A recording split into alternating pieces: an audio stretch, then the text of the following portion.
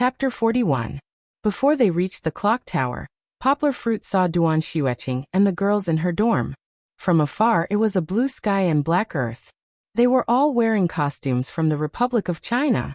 Costumes from the Republic of China were the most popular graduation photos. Higashiyama University was founded by the founding father of the Republic of China, and the buildings from the late Qing dynasty were still intact. Therefore, wearing costumes from the Republic of China for graduation photos had become popular in the past 2 years. Poplar Fruit didn't do this when he graduated last year. At that time, he just asked a few friends to pose for the photo, so it wasn't worth mentioning. Before Poplar Fruit could greet them, the boss of Duan Xueqing's dorm, the hot Sichuan girl Ma Yonghong, saw him and shouted happily, "Senior Poplar Fruit is here!" The girls all turned around, and 6 pairs of beautiful eyes fell on Poplar Fruit and the child in Poplar Fruit's chest. Suddenly, everyone fell into silence with different expressions on their faces. Ma Yonghong, Su Luanyu, and the 3 other Poplar Fruit girls whose names Poplar Fruit didn't know were all surprised or confused. Duan Xueqing still maintained her cold expression, but her eyes seemed to have lost their light. "What's wrong? Everyone stopped talking when I came.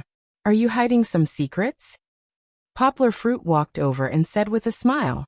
Ma Yonghong, who had a fierce personality, retorted, "What secrets do we have? Senior brother, you on the other hand, came back with a child without saying anything. Let me see." She went up and looked at it seriously, saying, "The little girl looks like you. Senior brother, hurry up and explain." The other girls also surrounded them and looked at the Kiki in Poplar Fruit's arms. They chattered nonstop, forcing Poplar Fruit to explain clearly. Duan Xueqing didn't follow. She stood quietly at the back, like a solitary flower in the mortal world. Poplar Fruit stood in the circle of girls and looked at Duan Xueqing across the crowd. He nodded slightly as a greeting. The girls pulled Poplar Fruit and insisted that he explain the cause and effect of having a child. The fire of gossip was burning fiercely.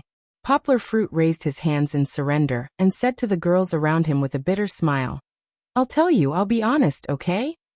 First of all, this is indeed my daughter, my biological daughter, Yang Luoqi." Poplar Fruit's words caused a commotion. He lowered his head and said to Kiki, "Kiki, say hello to the sisters." Kiki didn't know if it was because she was tired from playing with Fong Bebe or something else, but she was a little dispirited.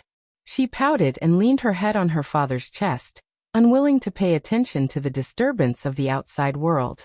Poplar Fruit scratched his head awkwardly. "Kiki is so cute." Su Luanyu smiled and said, "But she looks less than a year old, right?" "Yeah, it's only been a month," Poplar Fruit replied. The girls began to ask about the origin of the matter again. Poplar Fruit had to give a simple explanation. Hearing that Wu Yu left this world because of a difficult birth, the girls covered their mouths and cried. Even the shrewish Ma Yonghong said with red eyes, "She lost her mother at such a young age. Kiki is so pitiful." There was a girl who was more soft-hearted and cried. She wiped her tears and said, "I think that Kiki's mother is also pitiful. She didn't even see her child and left. It's not easy to be a woman, Wu-Wu." Seeing that the atmosphere was getting worse, everyone was supposed to be happy to take graduation photos.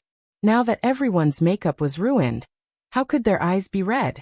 Poplar Fruit quickly clapped his hands and focused everyone's attention. He said, "What are you sad about? Didn't everyone see that I'm fine with my daughter?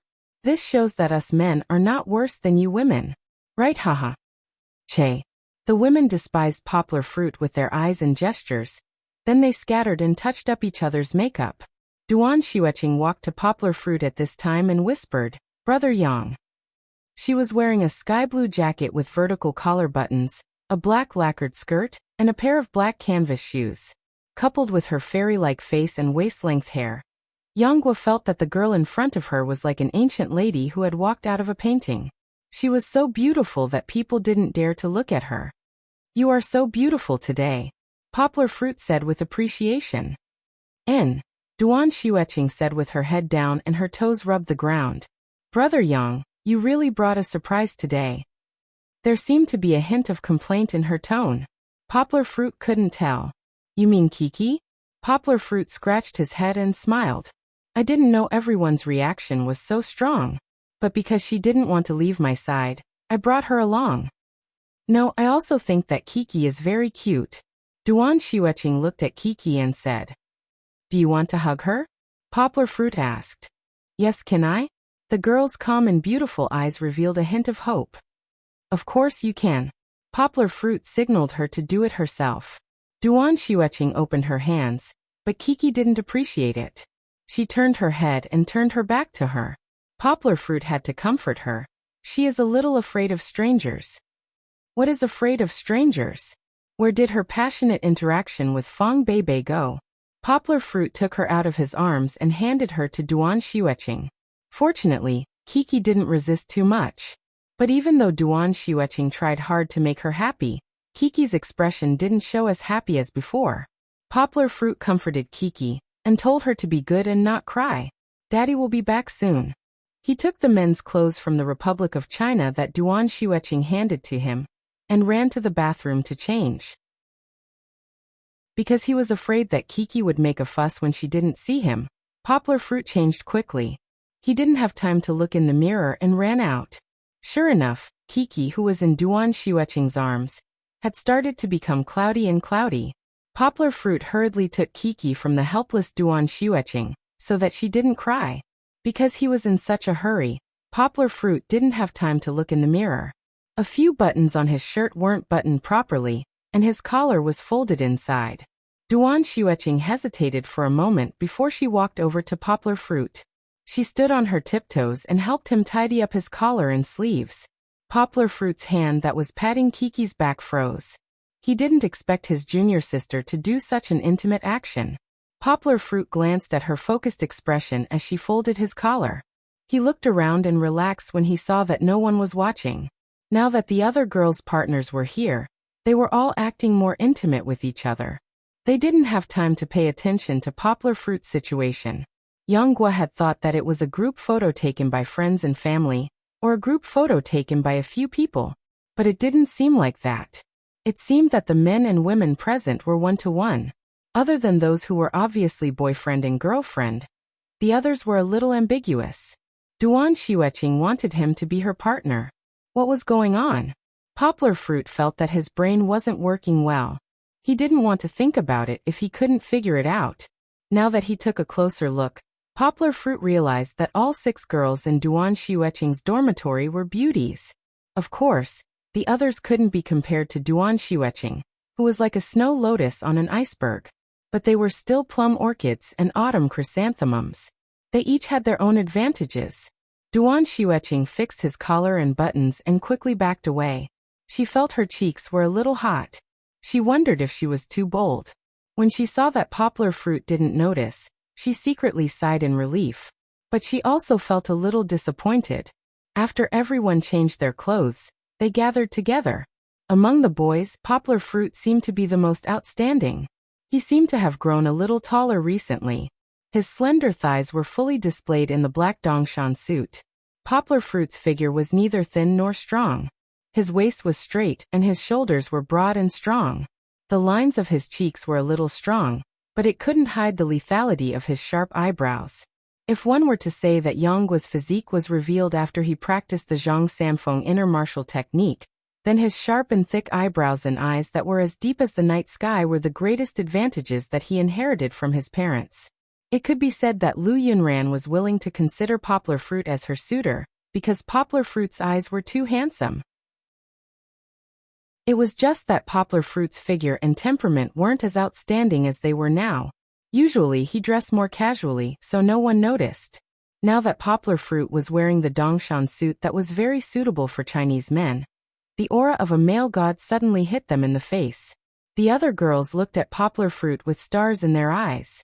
When it was time to take the graduation photos, Poplar Fruit asked a girl who came to help take care of Kiki.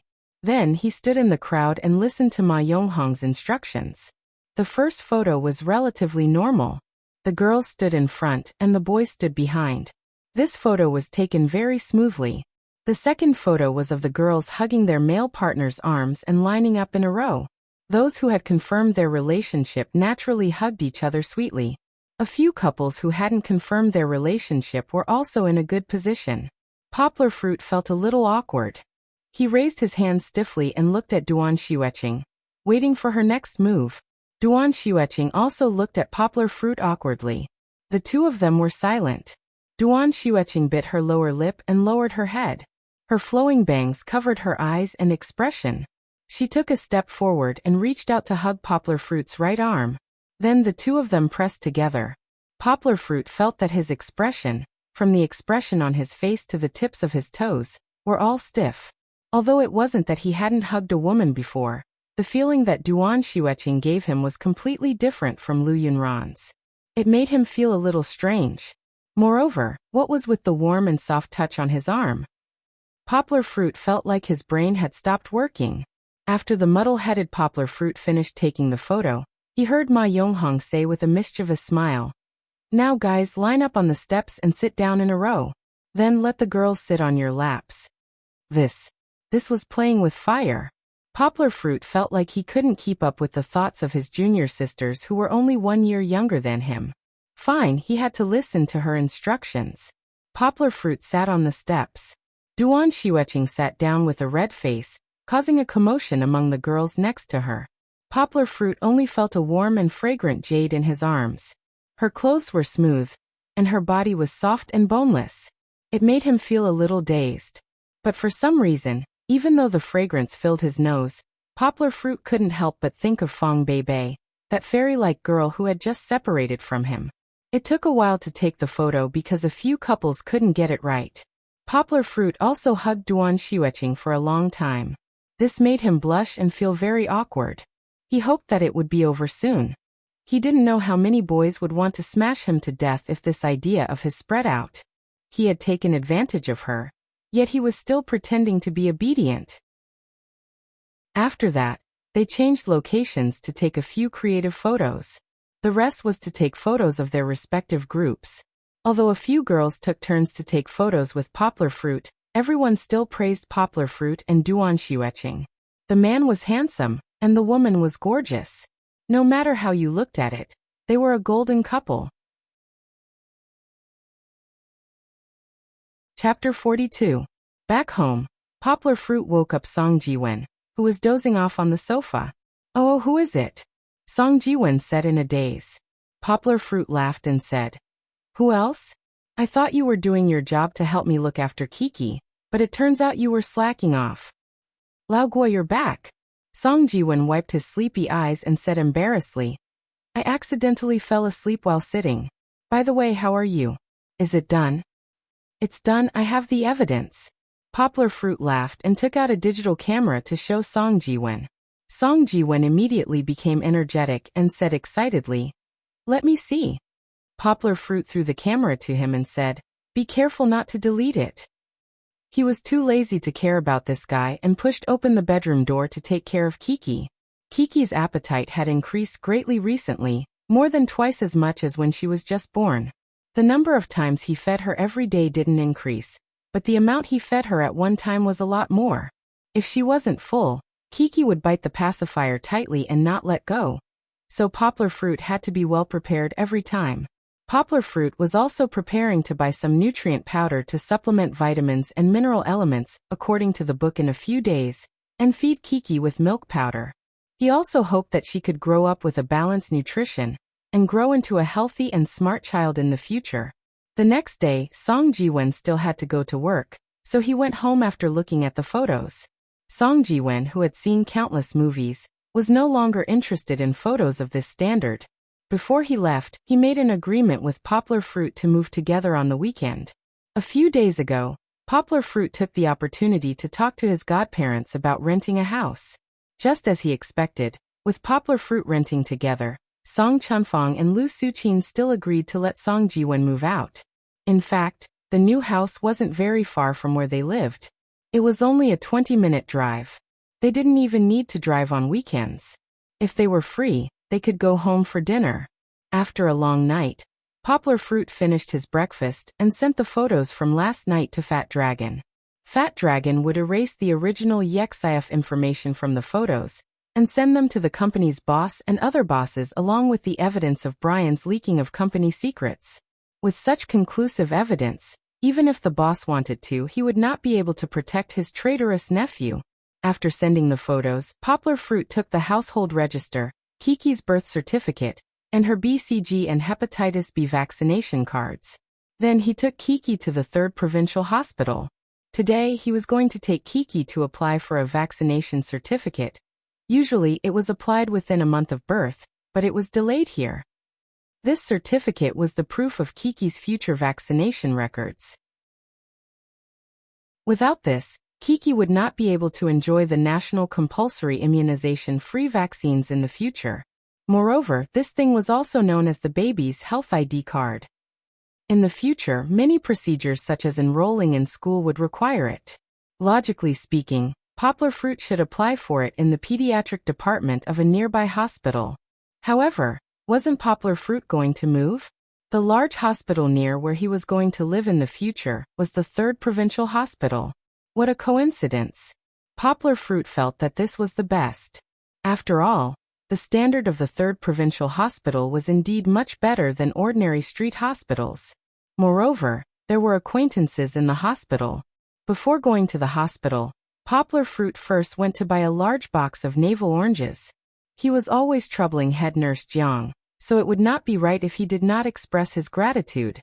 When they arrived at the hospital, Poplar Fruit first went to head nurse Jiang's office. When head nurse Jiang saw that he was carrying a box of fruits, her face darkened as she scolded him. Why did you have to bring things over? Do you have too much money to spend? Head nurse Jiang scolded him right to his face. She said that it was not easy for a single father to raise a child, and that he was spending money like crazy. What would happen to Kiki? Kiki was also frightened. She hid her little head in her father's arms, not daring to poke it out. Poplar Fruit obediently accepted her scolding.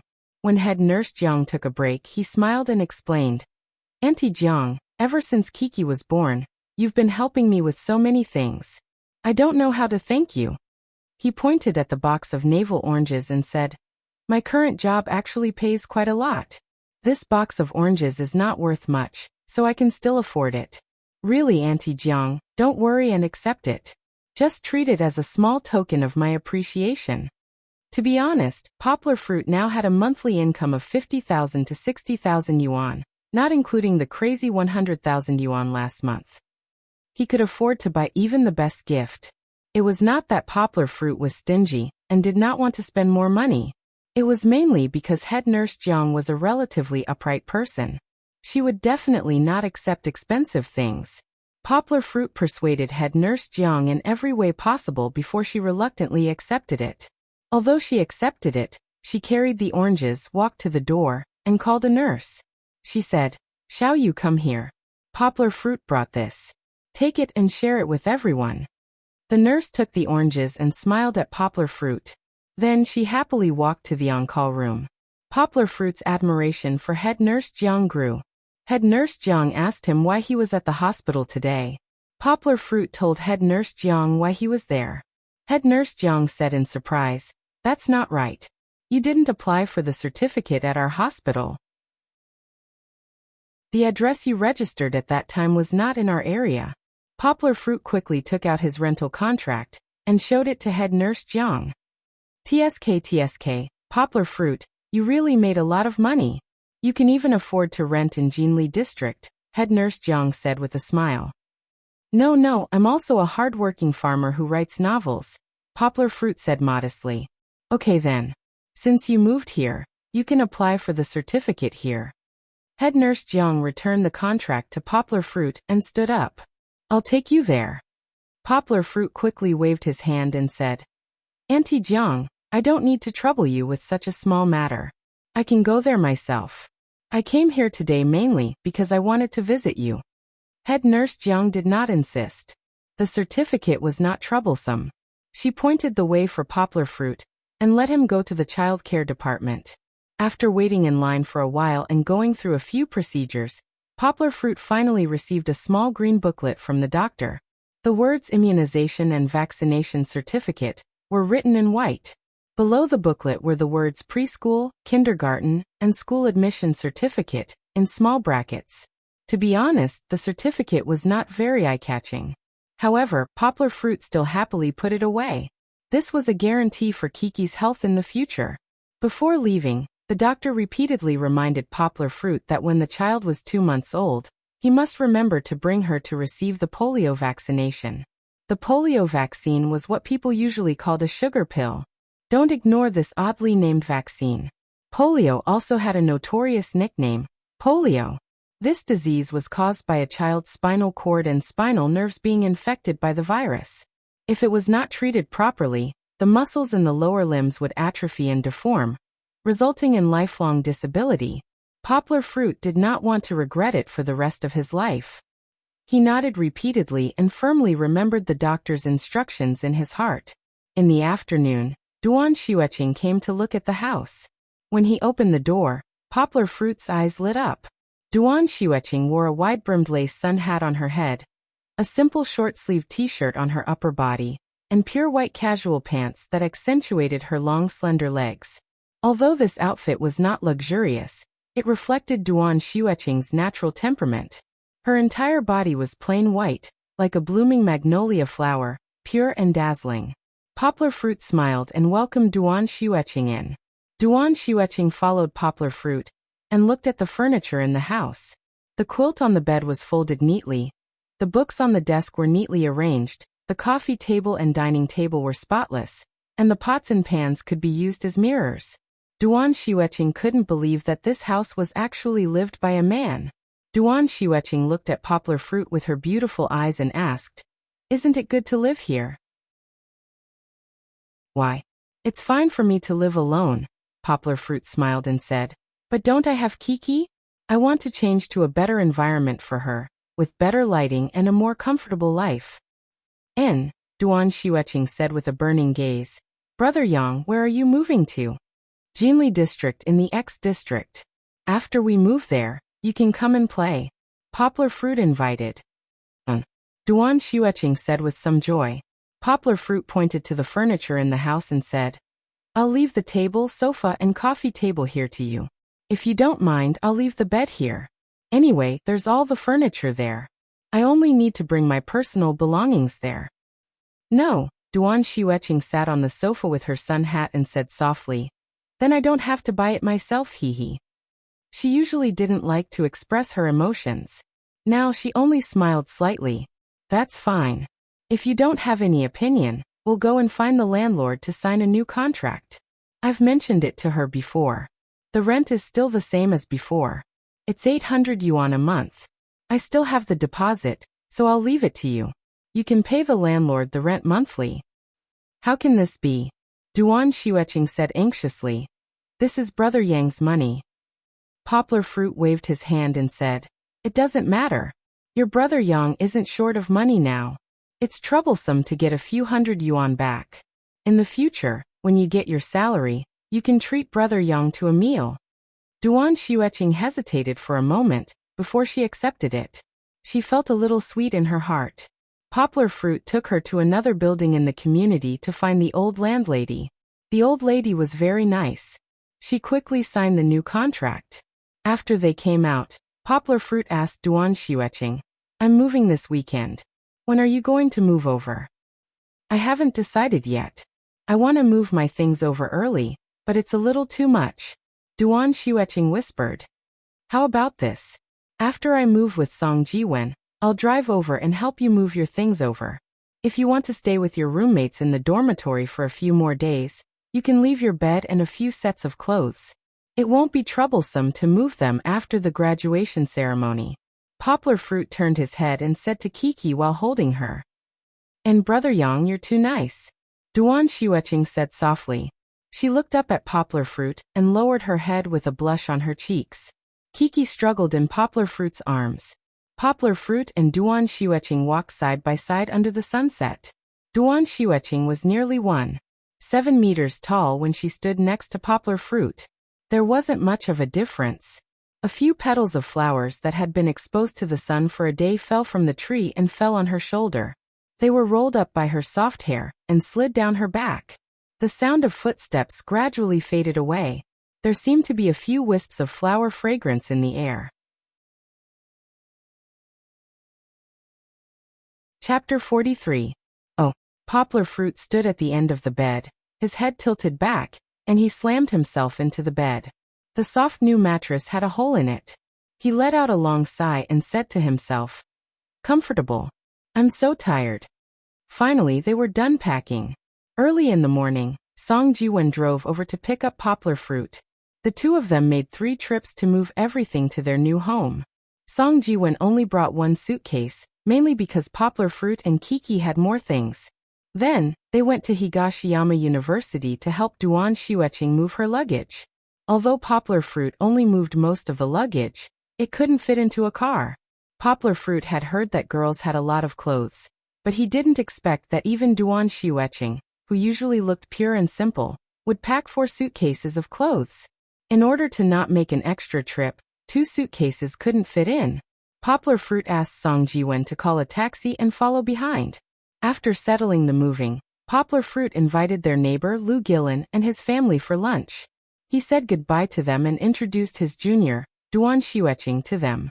He also asked them to take care of the ignorant Duan Xueqing.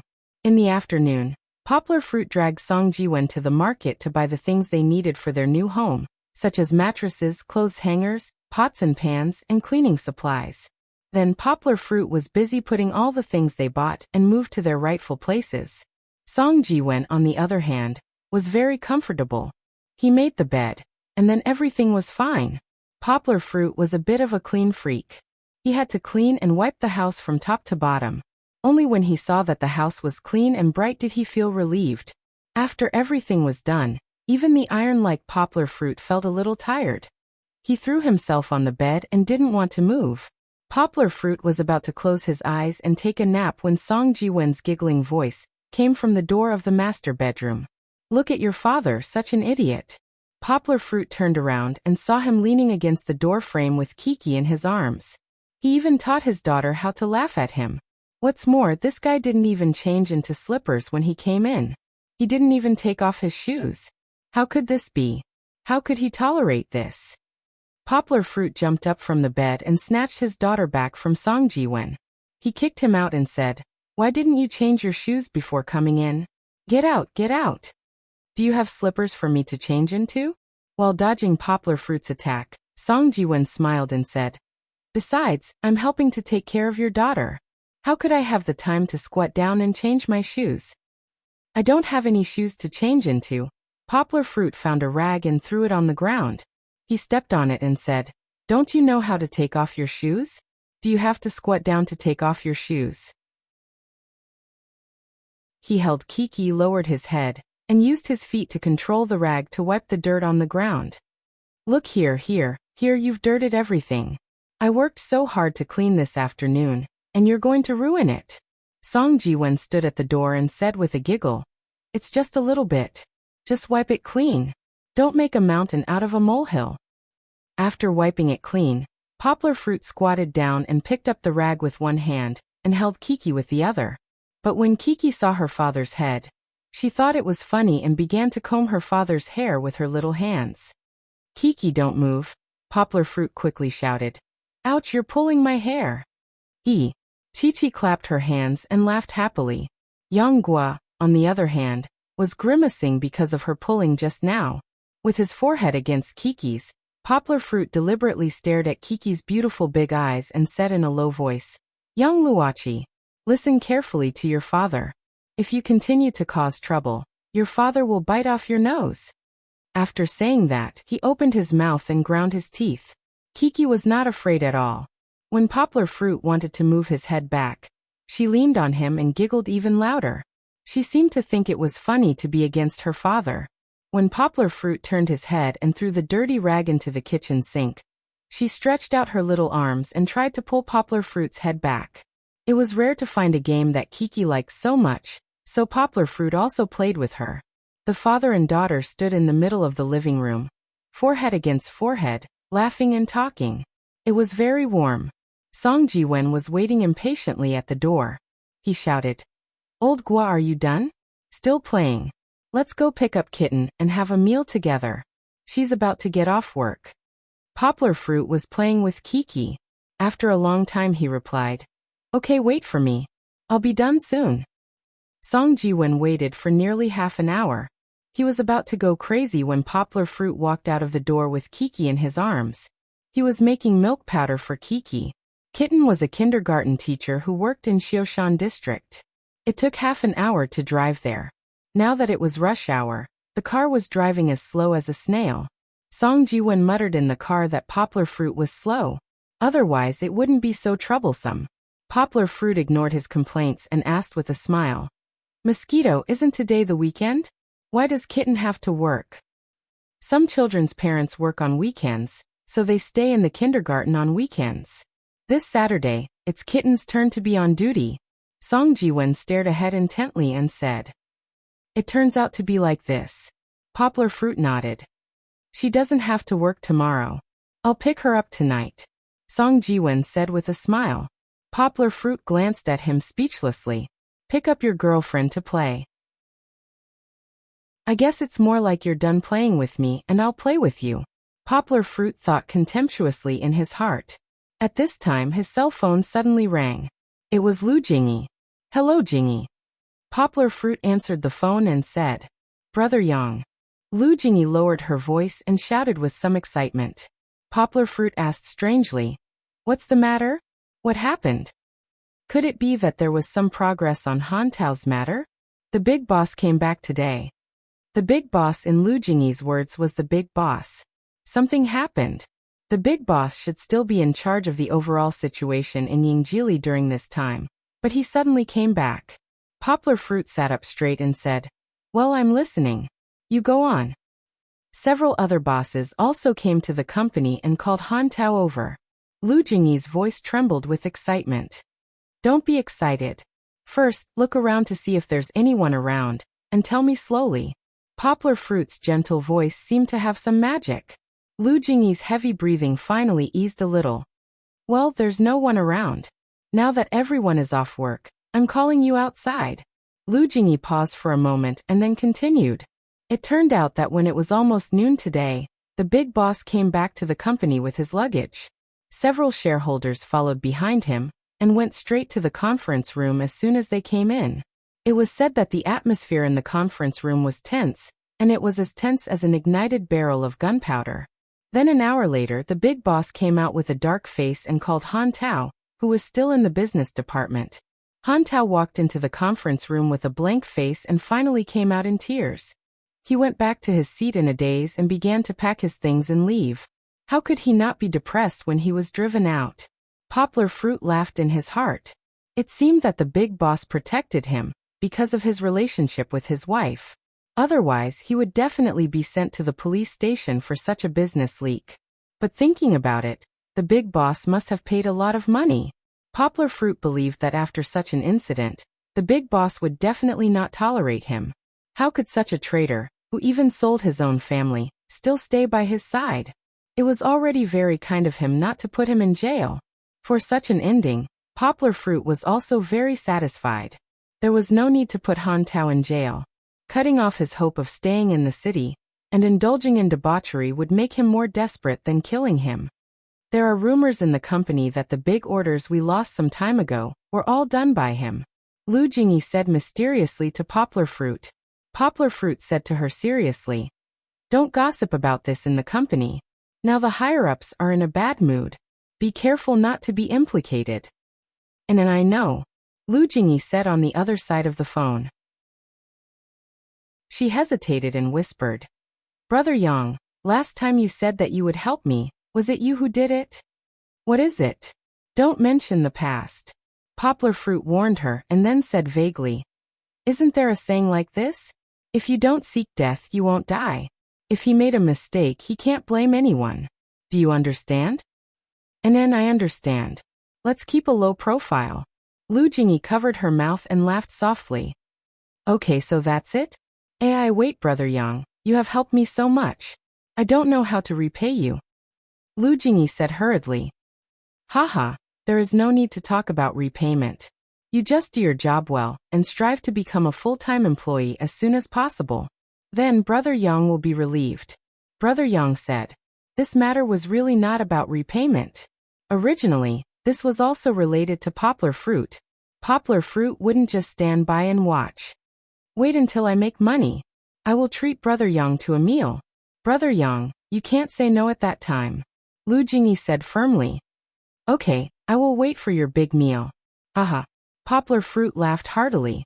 After putting down the phone, Song Jiwen, who had been holding back for a long time, could finally ask, Is there any progress on the matter that day? Poplar fruit nodded and smiled. Yes, it is a success. I finally got this villain back. Well done. Song Jiwen smiled and said, Old Gua, you are so powerful. You can even be a flying thief. Huh? Poplar fruit shook his head and said, Forget it. Let's not talk about this. It is not worth showing off. You know it. To be honest, if it wasn't to deal with Han Tao this time, Poplar fruit would not be willing to scheme against others. Poplar fruit was certainly not a pedantic person. He also understood that he should know how to be flexible. Now that his brain was so flexible, it was not impossible to scheme against a person. However, if he calculated everything and thought about how to scheme against others every day, one day, his mind would become dark. Then, what was the difference between him and Han Tao? Poplar fruit did not regret spending so much effort to scheme against Han Tao this time. After all, this was a mad dog. If he didn't guard against it, it wouldn't be good to be bitten by the dog. However, it was better to live a sunny life in the future. Poplar fruit looked at the setting sun outside the car window. He smiled and silently reminded himself to be a good example for Kiki. After picking up Kitten, they found a private restaurant and had a delicious meal. It was considered a housewarming party, although the house was rented. On the way, Poplar fruit stopped to buy a few pairs of slippers. He thought that Song Jiwen and Poplar fruit would visit him at his house after they returned. However, Poplar fruit found that he had underestimated the thickness of their skin. Back at the apartment, Song Jiwen pulled Kitten back to their house with a smirk on his face and slammed the door shut. Poplar fruit stood in the hallway, not knowing whether to laugh or cry. He wiped his nose, took out the key, and went home alone with Kiki.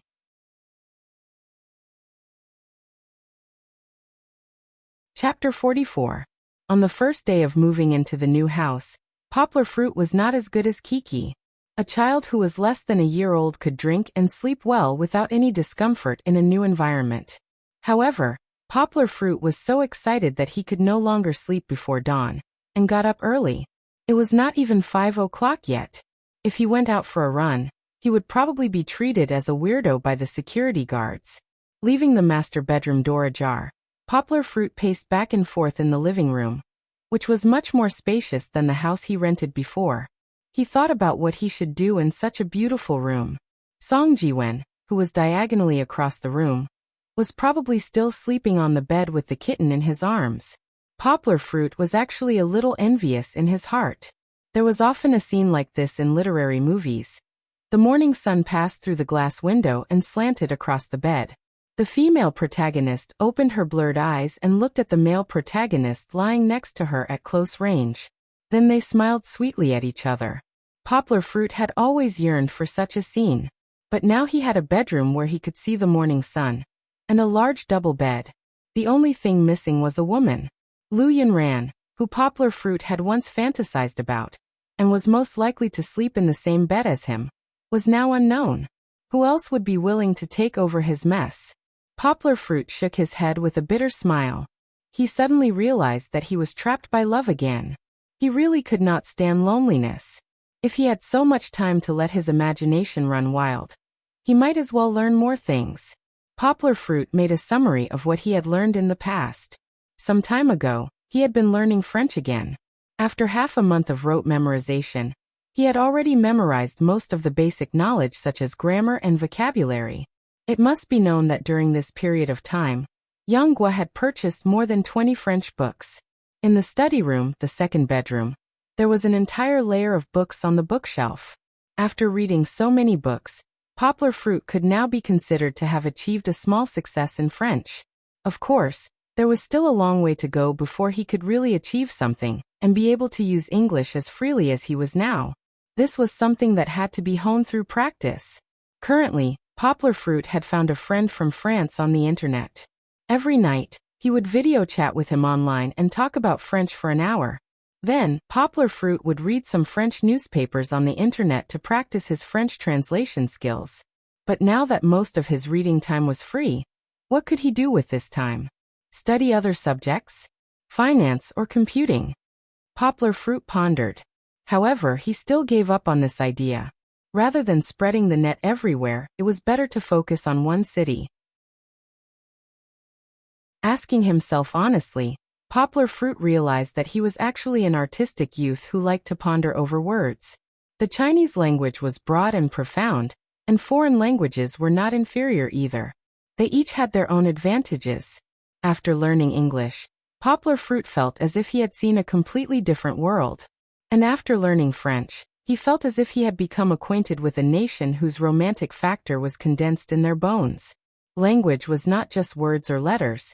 It was also the inheritance of a culture and the soul of a nation. Learning a language, Poplar Fruit felt as if he was traveling around the world, as if he was communicating with the wise people of other nations, as if he was breathing at the same frequency as the unfamiliar land. This kind of happiness was something that other subjects could not give him. Continue learning. Poplar Fruit firmly told himself that the next language he would choose was German. Like English, German belonged to the Germanic branch of the Indo-European language family. French was different. French belonged to the Romance branch of the Indo-European language family. Its words were similar to English, both had 26 words, but German had 4 special letters. This way, Poplar Fruit could learn German from scratch, and it would not be too difficult to get started. Of course, German had its own pronunciation rules and grammar rules, and it was not as easy to learn as French. However, these were the same. Poplar Fruit planned to buy books back and slowly memorize them. Looking up at the time, it was time to train. Poplar Fruit changed into a pair of shorts and sneakers, closed the door and walked downstairs. The lawn downstairs was sprinkled with dewdrops, and under the morning sun, it looked especially sparkling and translucent, as if it was draped in a graceful beaded gauze. However, this beauty was like an unreliable first love, unable to withstand the heat of the sun. Although it was midsummer, the early morning in the neighborhood was still a little chilly. A few aunties who had woken up early to buy groceries shivered as soon as they came out, and quickly wrapped their coats tightly around themselves. If they met someone they knew, they would exchange greetings, but they did not stop walking, afraid that the groceries would be sold out by the time they got there. Although it was cold, Poplar Fruit was not afraid. His body's metabolism was much more vigorous. Poplar Fruit began to jog along the small path in the neighborhood. If someone paid attention, they would notice that although Poplar Fruit's pace was no different from a normal person's, his breathing was very short, and each time he breathed, it was only 1/3 of a normal person's air volume. Poplar Fruit not only breathed less, but his breathing rate was also very low. On average, he only breathed once every 3 steps. This was the exercise method he had recently discovered, anaerobic jogging. That was because his physical fitness was too good. Normally, he could run for half an hour without breaking a sweat. In order to achieve enough exercise in a short period of time, Poplar Fruit created a high-altitude environment for himself. If he did not inhale enough oxygen, part of his body's metabolism would become anaerobic. Generally, under very intense exercise, a person's normal aerobic metabolism would not be able to provide the body with enough energy for a short period of time, resulting in anaerobic metabolism. At this time, the body's carbohydrates would be broken down into acidic substances, such as lactic acid and pyruvic acid. Research had proven that through anaerobic training, athletes could greatly improve muscle endurance and body speed. This was just one aspect. It could also improve bone density and increase the ratio of muscle to fat. Although the ratio of muscle to fat was generally a test for NBA basketball players, for ordinary people, it was another way of saying that one was fat and thin. Anaerobic exercise could be said to be a great tool for losing weight. However, anaerobic exercise was not as simple as it seemed. Unscientific anaerobic exercise would cause acidic substances such as lactic acid to be deposited in the blood.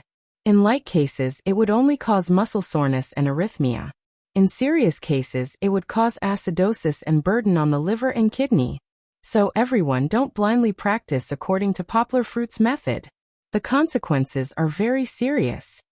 Anaerobic exercise could not be done for a long time. Poplar Fruit was the same. He only maintained anaerobic long-distance jogging for 15 minutes before returning to normal jogging. Then he used 15 minutes of breathing to deal with the lactic acid and other harmful substances in his body. While running around the neighborhood, Yonghwa took the opportunity to get a better understanding of the situation in the neighborhood. The real estate agent was not exaggerating. The neighborhood did have 2 open-air basketball courts, 2 badminton courts, and a tennis court. Among them, Poplar Fruit found that the basketball court used tempered glass backboards, which were much better than the school's wooden backboards. The fitness club was a very large cylindrical building. From the outside introduction, it was not an exaggeration to call it the Palace of Culture and Entertainment. Not only did it have a swimming pool, a table tennis room, a gym, a small library, a calligraphy room, an activity center, and so on. The rent of a few thousand yuan was well spent. Poplar Fruit nodded secretly. Poplar Fruit was still very interested in basketball and swimming. After leaving school, he had not touched a ball for a year. First, there was no time. Second, there was no place. Poplar Fruit had not touched a ball. Seeing a place to play basketball again, Poplar Fruit felt his blood boil. After finding a remote grassy area to practice, Poplar Fruit asked a middle-aged woman for directions.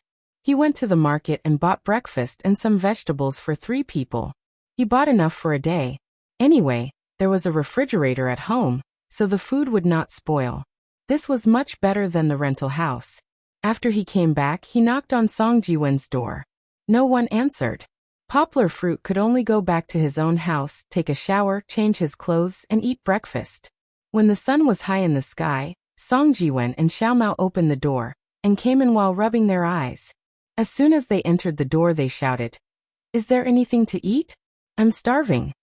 Poplar Fruit sat in front of the computer, and did his translation work. He looked at the ex-man and ex-woman speechlessly, and pointed at the dining table. However, the porridge and buns on the dining table were cold. Song Ji-wen and Xiao Mao did not mind. The 2 of them casually ate a little. "Laogua, Xiao Mao and I are going to buy a TV. Do you want to come with us?" Song Ji-wen took a big bite of a bun and said vaguely. Poplar Fruit's voice came from the study. "No, you guys go by yourselves. I don't need a TV anyway." There was an urgent document at hand, so Poplar Fruit did not plan to be a third wheel for them. At noon, Poplar Fruit cooked a pot of porridge. He took out a bag of dried Malaysian fish that Lu Suqing gave him when they moved out from the fridge. He fried it in oil until both sides were golden and shiny. Then he cooked some salted cabbage. Lunch was ready. As if they smelled the aroma of the food, Song Ji-wen and Xiao Mao came back from shopping. There would be workers to install the wall-style TV in the afternoon. They paid the deposit and came back. Everyone slurped the porridge, ate the fried fish and salted cabbage. Although there were only 2 dishes, they were very simple. They could eat these at noon on a hot day. The porridge was light and delicious, and the side dishes were salty, fresh, and fragrant. It was simply the envy of the gods. During lunch, Poplar Fruit and Song Ji-wen talked about the basketball court they saw this morning. Song Ji-wen was suddenly interested. "Laogua, we really chose the right place," he said excitedly. "Let's go play in the afternoon." "I want to go watch." Xiao Mao raised her hands high. "Okay." Poplar Fruit smiled and said, "We'll go in the afternoon. Xiao Mao, when we're playing basketball, please help me take care of Kiki." Xiao Mao's face was red with excitement. She nodded and said, "No problem, I love taking care of babies." This afternoon, the elite class double killers will reappear. Song Ji-wen stepped on the stool, put his hands on his waist and shouted to the sky. Xiao Mao held her hands in her heart, and looked at her man with stars in her eyes. She wanted to go up and hug him right now. Poplar Fruit looked at these 2 people speechlessly.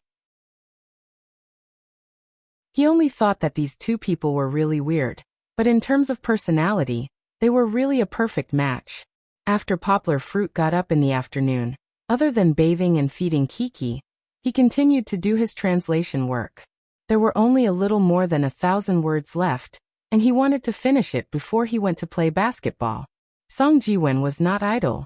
After the worker uncle came to install the TV, he excitedly took Xiao Mao to the sports store in a taxi and bought new shoes and a basketball. Then he ran back to Poplar Fruit's house and played the basketball in his hand to disturb Poplar Fruit, who was concentrating on translating the last few paragraphs. Poplar Fruit could not bear it anymore. He pushed him out and slammed the door of the study. The world was finally quiet. Chapter 45. It was different from the deserted morning. In the afternoon, the sports fields in the neighborhood were packed with people. It seemed that the neighbors' passion for sports was as hot as fire. One had to know that the neighborhood's entrance was very strict. It was almost impossible for Nanjinli residents to sneak in. Bang bang, squeak squeak. These two sounds were endless on the court. The former was the sound of a basketball bouncing quickly on the ground, while the latter was the sound of sneakers rubbing against the ground. The two sounds intertwined and suppressed the cheers on the court. Standing in front of the basketball court, Song Ji-wen, wearing the yellow jersey number 24, and Poplar Fruit, wearing the white jersey number 3, were helpless. There were 2 basketball courts in 4 halves. One of them had a group of children playing basketball, while the other 3 were occupied by students and adult uncles. There were no more courts. What should they do? Bro! A shout came from the court. A 16 or 17-year-old boy squeezed out of the crowd. When he got closer and saw Poplar Fruit's appearance, he quickly changed his words and said, "Two big brothers, are you guys in a team?" Like Song Ji-wen, he was also a fan of the game.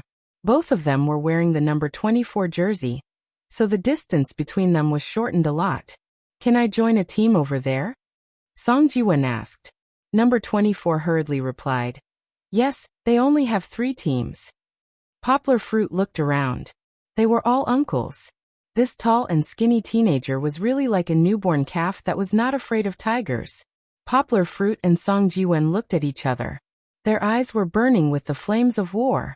While waiting for the rotation, Poplar Fruit learned that number 24 was called Ah Fong. He was only in his 2nd year of high school, and was a basketball player. Looking at the competition between the uncles on the field, Yang Guo was a little surprised. Although the uncles looked to be in their 30s or 40s, they played the ball methodically. They played all kinds of passes, cuts, blocks, and all kinds of combinations were very smooth. It was no wonder that no one dared to form a team to challenge them even though they had fewer people. Poplar Fruit and Song Ji-wen practiced passing and dribbling on the sidelines. Not long after, it was their turn. The 3 uncles wiped their sweat and smiled as they walked down the field. They drank water in big gulps and waved at Poplar Fruit and the others. "Come on. Let's get rid of those old ruffians." The 3 uncles also took the opportunity to drink a few mouthfuls of water. When they heard this, they all laughed out loud. "Old Wang, you guys can't do it. If you lose, you look for adults." "Oh no, it's children." "Huh." A burly uncle clapped his hands and said to Poplar Fruit and the others with a smile, "Kids, come and beat us. Damn, we've won so many matches in a row. I'm exhausted." After saying that, they all laughed. Although the uncles didn't have any ill intentions, their words showed that they looked down on Poplar Fruit's team. They seemed to think that they could beat them up as they wished. Poplar Fruit felt that it was a little harsh. Ah Fong looked at the uncle's arms that were thicker than his thighs. His face was a little pale, but his eyes were stubborn. Poplar Fruit saw it and nodded slightly in his heart. Next to him, Kitten held onto the baby stroller. Kiki was sleeping soundly inside. She looked at them nervously. When the ball was kicked off, Ah Fong rushed to the center circle and passed the ball to Poplar Fruit. Poplar Fruit passed the ball back to him, and then came to the 3-second zone, ready to grab the rebound. Song Ji-wen was stunned for a moment, then he understood Poplar Fruit's intention. He wanted to see Ah Feng's strength first. However, Song Ji-wen had never seen Poplar Fruit play inside the 3-point line. He could only secretly pray that Poplar Fruit, who was now more than 1.8 meters tall, could grab the rebound. Poplar Fruit walked in, and the big uncle immediately stuck to him. His arms were sweaty and slippery. Poplar Fruit didn't hesitate to hit him under the backboard, but he didn't use his full strength. He just acted like the two of them were evenly matched. Afong didn't seem to expect Poplar Fruit to throw the ball back at the beginning of the game. He hesitated when he received the ball. When he saw that Song Ji-wen had also pulled away, it was clear that he wanted him to play alone. Poplar Fruit made a gesture to him inside the three-point line, asking him to play boldly. Poplar Fruit was inside the three-point line. Afong started to dribble. He was probably too nervous and exposed a few flaws. The uncle guarding him immediately pressed him. For a moment he was in danger and almost lost the ball. He reflexively dribbled twice between his legs and behind his back before he finally stabilized. Poplar Fruit's eyes lit up. This kid's basic skills were good. However, the weight difference was there. Afong was finally forced into a corner. Song Ji-wen was too late to help, and the pass was snatched by the uncle guarding Song Ji-wen midway. The uncle didn't even enter the three-point line before he grabbed the shot. The basketball steadily went into the hoop. "Good shot, brother Dao." Young was defender, the big and burly uncle, shouted. Song Ji-wen waved his arm in annoyance and said, "It's mine." Poplar Fruit waved his hand, indicating that it didn't matter. Kitten shouted from the sidelines, Brother One, you can do it. Brother One, you can do it." She felt a little shy to call him husband in public. The winner continued to serve. The one holding the ball was actually the big uncle. It seemed that this time he was going to start his own offense. He chuckled, lowered his body, and sped up toward the inner line.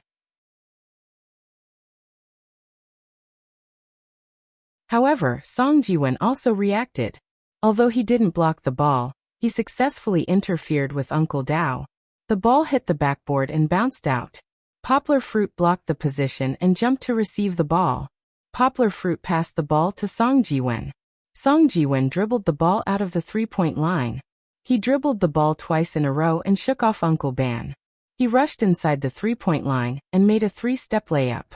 He held the ball in his left hand and was about to throw it to the backboard. "Got it." Song Ji-wen was happy. As long as he threw the ball out, he could score. But it wasn't that easy. Uncle Jean inside the three-point line was not to be trifled with. He roared, jumped high, and hit the ball out of the three-point line with his fat palm. Song Ji-wen landed on the ground and looked at Uncle Jean, who was like a god. Poplar Fruit shouted, "Defense!" Uncle Dao, who had received the ball outside the three-point line, was now in a state of no defense. Poplar Fruit had to jump out himself. The moment he jumped out, he knew the ball was gone. Although he did rush to prevent Uncle Dao from shooting from an open spot, Uncle Dao passed the ball to Uncle Jean. Song Ji-wen couldn't defend. Uncle Jean just squeezed the ball slightly and easily made the shot. After being swept out of the game with a score of 3-0, Afong and Song Ji-wen walked off the court helplessly with their heads down. Poplar Fruit walked to them with a smile and said, "What's wrong? Have you lost your confidence?" Song Ji-wen shook his head and said with a smile, "How can that be? It's just that these three uncles are really strong. It's a little difficult to play." Afong did not speak. He nodded in agreement. Poplar Fruit grinned and said, "Don't worry. In fact, I have a rough understanding of their strength." Song Ji-wen and Afong listened carefully. He analyzed. "Mosquito, the Uncle Dao you are guarding is very accurate in shooting from the open position, but he is not good at layups. If you stay close to him, it will be difficult for him to make a shot. But you have to be careful not to miss anyone. Once you give him space, we are likely to lose the ball. So in the next game, Mosquito, you have to keep a close eye on him. You don't have to worry about the other's defense." Song Ji-wen nodded and said, "Okay, no problem." Next is Uncle Ben, who is guarding Afong. I saw his previous shots. He is better at a 45-degree inside jumper and a layup from the right baseline. Afong nodded repeatedly. Poplar Fruit continued, "Your main task is to prevent him from shooting comfortably, and then interfere with his breakthrough. But it doesn't matter if you can't prevent it. If he breaks through to the basket, there is still me. You don't have to worry about Uncle Ben. He can't beat me. You don't have to come over to help me defend. Otherwise you will definitely miss someone like just now." After a pause, Poplar Fruit continued to talk about the offensive tactics. "When it is our turn to attack, pass the ball to me. I will control it. Yes, Laogua, you should be a point guard. Don't always pass the ball to us. Song Jiwen laughed. Poplar Fruit used to play the point guard position. Song Jiwen knew how amazing Poplar Fruit's talent in this position was. Just now, I mainly wanted to see if Afong could play alone, Poplar Fruit explained. But now it seems that the other side is too aggressive. Afong, I will pass the ball to you in the future. If you are open, shoot. If not, pass. Try to reduce the ball control. Understood. Afong nodded and said.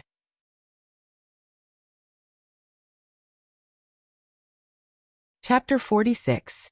If it's our turn to attack, try your best to run. As long as there's space, the ball will definitely be passed to you. Shoot boldly and don't worry about rebounds. Poplar Fruit encouraged them. Afeng's expression began to look a little excited. He said confidently, no problem. Give me a chance. I'll definitely score. But there's one thing you must pay attention to. Poplar Fruit said seriously. Just like the ball that Mosquito just threw, if you don't defend in time, they'll immediately find an opening to counterattack. So as long as you shoot the ball, don't worry about the result. Hurry up and defend the person you're guarding. Don't miss anyone. Song Jiwen also nodded seriously. Poplar Fruit smiled. That's fine. In the next game, we'll beat them fiercely and wash away our shame. He put his right hand in the middle of the three people. Song Jiwen and Afong also put their hands over, then pressed down together and shouted in unison, beat them. The four teams took turns to play. For a while it was not Poplar Fruit's turn. Afong picked up a ball and started to dribble on the sidelines. Song Jiwen ran to Kitten and whispered sweet nothings to each other. Poplar Fruit looked at Kiki. She was still sleeping. He didn't need to worry about her. He focused on watching the ball and continued to observe the strength of the opponent. Shwa. Uncle Dao finished the opponent with a long shot. Poplar Fruit and the others came on to replace the three men who had lost again. Now, Uncle Dao and the other two had won 6 games in a row. Their momentum was like a rainbow. For a moment, it looked like no one could stop them. Afong passed the ball to Poplar Fruit in the center circle, then jogged around the outside. Song Jiwen also began to move around the baseline, looking for an opening. Poplar Fruit planned to take the ball himself. He crossed his legs and dribbled. It was just a fake move to deceive Uncle Dao. Then he rushed straight into the inside line. Uncle Jean roared and rushed forward. Although Poplar Fruit was not afraid of fighting him head-on, Poplar Fruit did not intend to fight him head-on. The moment Uncle Jean came close, Yonghua clamped the basketball with her right wrist and used her left foot as the pivot to easily turn around and go around him. Before Uncle Jean could react, Poplar Fruit was already behind him. Then, Poplar Fruit jumped into the air and threw the ball into the net with his left hand. 1-0. Well done. Even the uncle on the opposite side clapped his hands and praised. Indeed, Poplar Fruit's effortless layup of 2 people in a row was very elegant, and there was no need to say anything about it. The audience below the court also applauded. When the ball restarted, Poplar Fruit held the ball and stood outside the 3-point line. He dribbled and dribbled, looking like he was full of flaws. But Uncle Dao, who was on the defense, did not dare to go forward to steal. He also knew that Poplar Fruit's dribbling was actually very good. If he went forward, he would fall into his trap. This time he focused and observed carefully. Poplar Fruit smiled slightly. He began to dribble quickly, under his crotch, behind him, left, right and right. His movements changed in a dazzling way. Uncle Dao stared at the ball, thinking that Poplar Fruit was just fooling him. But then Poplar Fruit suddenly made a breakthrough to the left. Even though he was experienced, Uncle Dao was still shaken. He took a step with his right foot, and his body's center of gravity shifted a lot to the right. He suddenly realized and shouted in his heart, "Not good." Poplar Fruit immediately pulled back his left hand, passed the ball to his right hand, and quickly passed from the right side.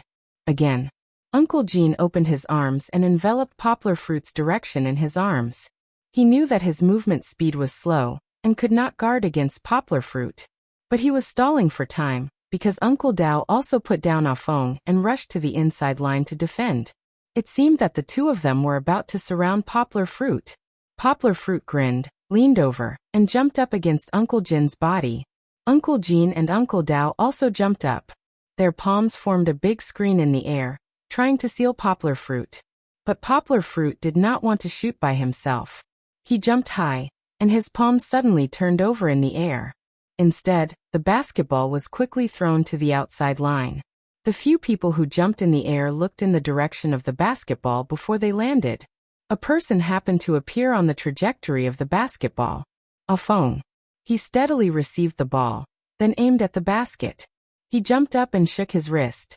The basketball drew a beautiful arc and hit the inside of the basket. Poplar Fruit smiled and shouted, "Good shot!" A Feng also excitedly shouted to Poplar Fruit, "Good pass." The ball was served again. Poplar Fruit received the ball, and Uncle Dao looked at him nervously. Poplar Fruit had broken through him twice. Uncle Jin also stood slightly forward. He could not let Poplar Fruit break through or score easily again. They all understood that the biggest threat in this team was Poplar Fruit. Yanghua looked at the situation on the field, and his heart skipped a beat. He deliberately made a few exaggerated dribbling movements, as if he was going to break through again, and focus the attention of the opponents on the field on him. But Poplar Fruit did not break through. He suddenly waved his right arm and passed the ball to Song Jiwen at the baseline. Uncle Jin stood in front, and Song Jiwen was empty. Song Jiwen jumped up and hooked the ball when he received the ball. It was too late for Uncle Jin to retreat. He could only watch Song Jiwen throw the ball to the backboard with his right hand. But the ball did not go in. Maybe Song Jiwen was too nervous, but he used too much strength. The ball bounced off the backboard and then bounced twice in the circle, but it rolled out. Uncle Jin jumped up and took the backboard smoothly. "Pay attention to defense." Poplar Fruit's shout woke up Song Jiwen, who was still regretting. At this time, Uncle Jin had already thrown the ball to Uncle Dao, but because Uncle Dao had not reached the three-point line, he could not shoot immediately. Song Jiwen hurriedly ran to Uncle Ban's side to prevent their quick counterattack from happening. Uncle Dao saw that there was no chance, so he passed the ball to Uncle Dao. Feng followed Poplar Fruit's previous instructions and steadily defended Uncle Dao, not giving him space to break through and shoot. Uncle Dao kept dribbling, looking for opportunities, but in the end he could not find a flaw in Feng's defense.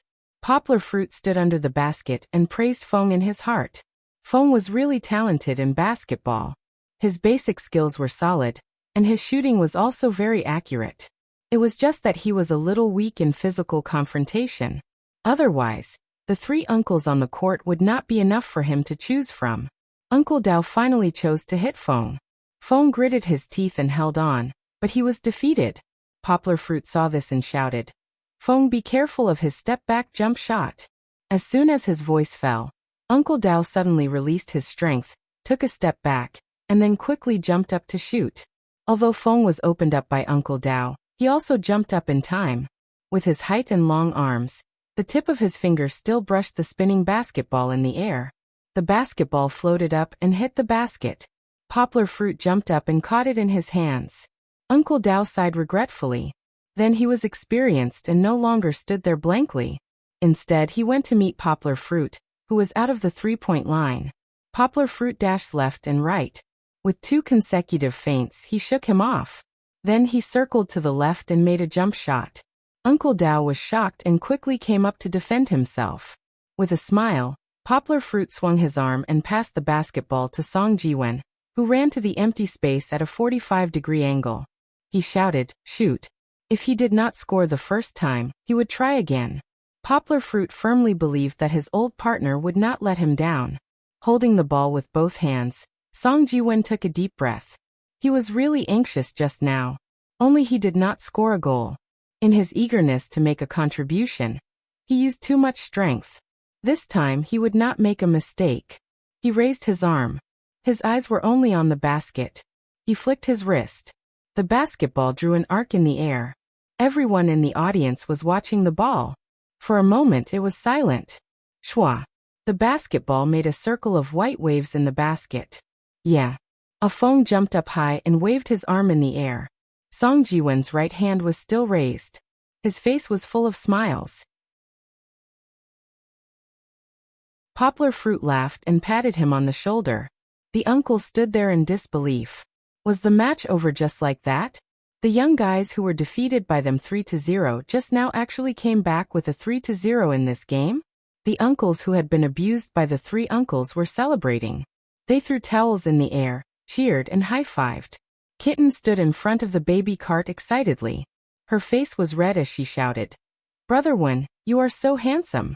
Song Ji-wen happily ran over to give her a hug. When the three uncles came off the court, they gave Poplar Fruit a thumbs up and said, "Young guys, you played very well. The younger generation will surpass us in time." Huh. They played the game openly. There was no situation where they could not afford to lose. Poplar Fruit also gave them a thumbs up and said, "Uncles, you are also very strong.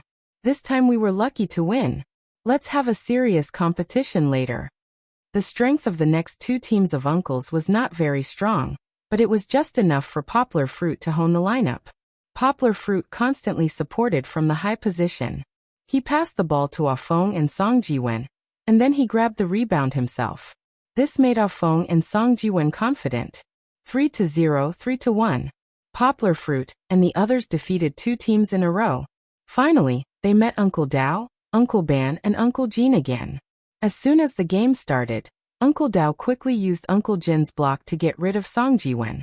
He immediately caught the ball and shot a long shot. After 2 rounds of observation, the uncles found a breakthrough. Uncle Jean came out to block, and Poplar Fruit did not dare to defend. Because if Poplar Fruit defended, it would immediately give Uncle Jean a chance to hit Song Ji-wen. Poplar Fruit was also in a dilemma. He hesitated and gave Uncle Dao a chance to shoot.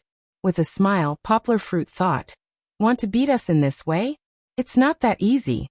When the game started again, although Uncle Dao tried to dribble the ball and break through, in the end, their tactics were the same. Uncle Jean blocked the ball. Although Song Ji-wen paid attention, Uncle Jin's waist was too thick for him to go around. Uncle Dao received the ball in the space behind Uncle Jean and made a shooting motion. "I won't let you shoot so easily." Poplar Fruit shouted and pounced. Uncle Dao calmly passed the ball to Uncle Jean. Uncle Jean began to block Song Ji-wen and rushed to the inside. However, Poplar Fruit had already guessed that they were going to play like this. When he pounced, he held back a little. When Uncle Dao passed the ball, he turned around and chased. Although Song Ji-wen could not block Uncle Jin's charge, he still interfered and bought some time for Poplar Fruit. Just as Uncle Jean jumped up and was about to push the ball to the basket with a flick of his wrist, Uncle Dao shouted from behind, "Careful!" Uncle Jin's heart shuddered. Before he could react, a yellow palm appeared in front of his ball. With just a light push, the ball's flying direction changed.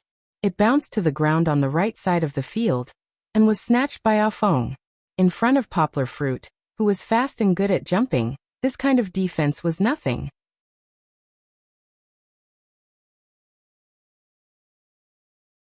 Chapter 47. Afeng dribbled the ball out of the three-point line and passed it to Poplar Fruit.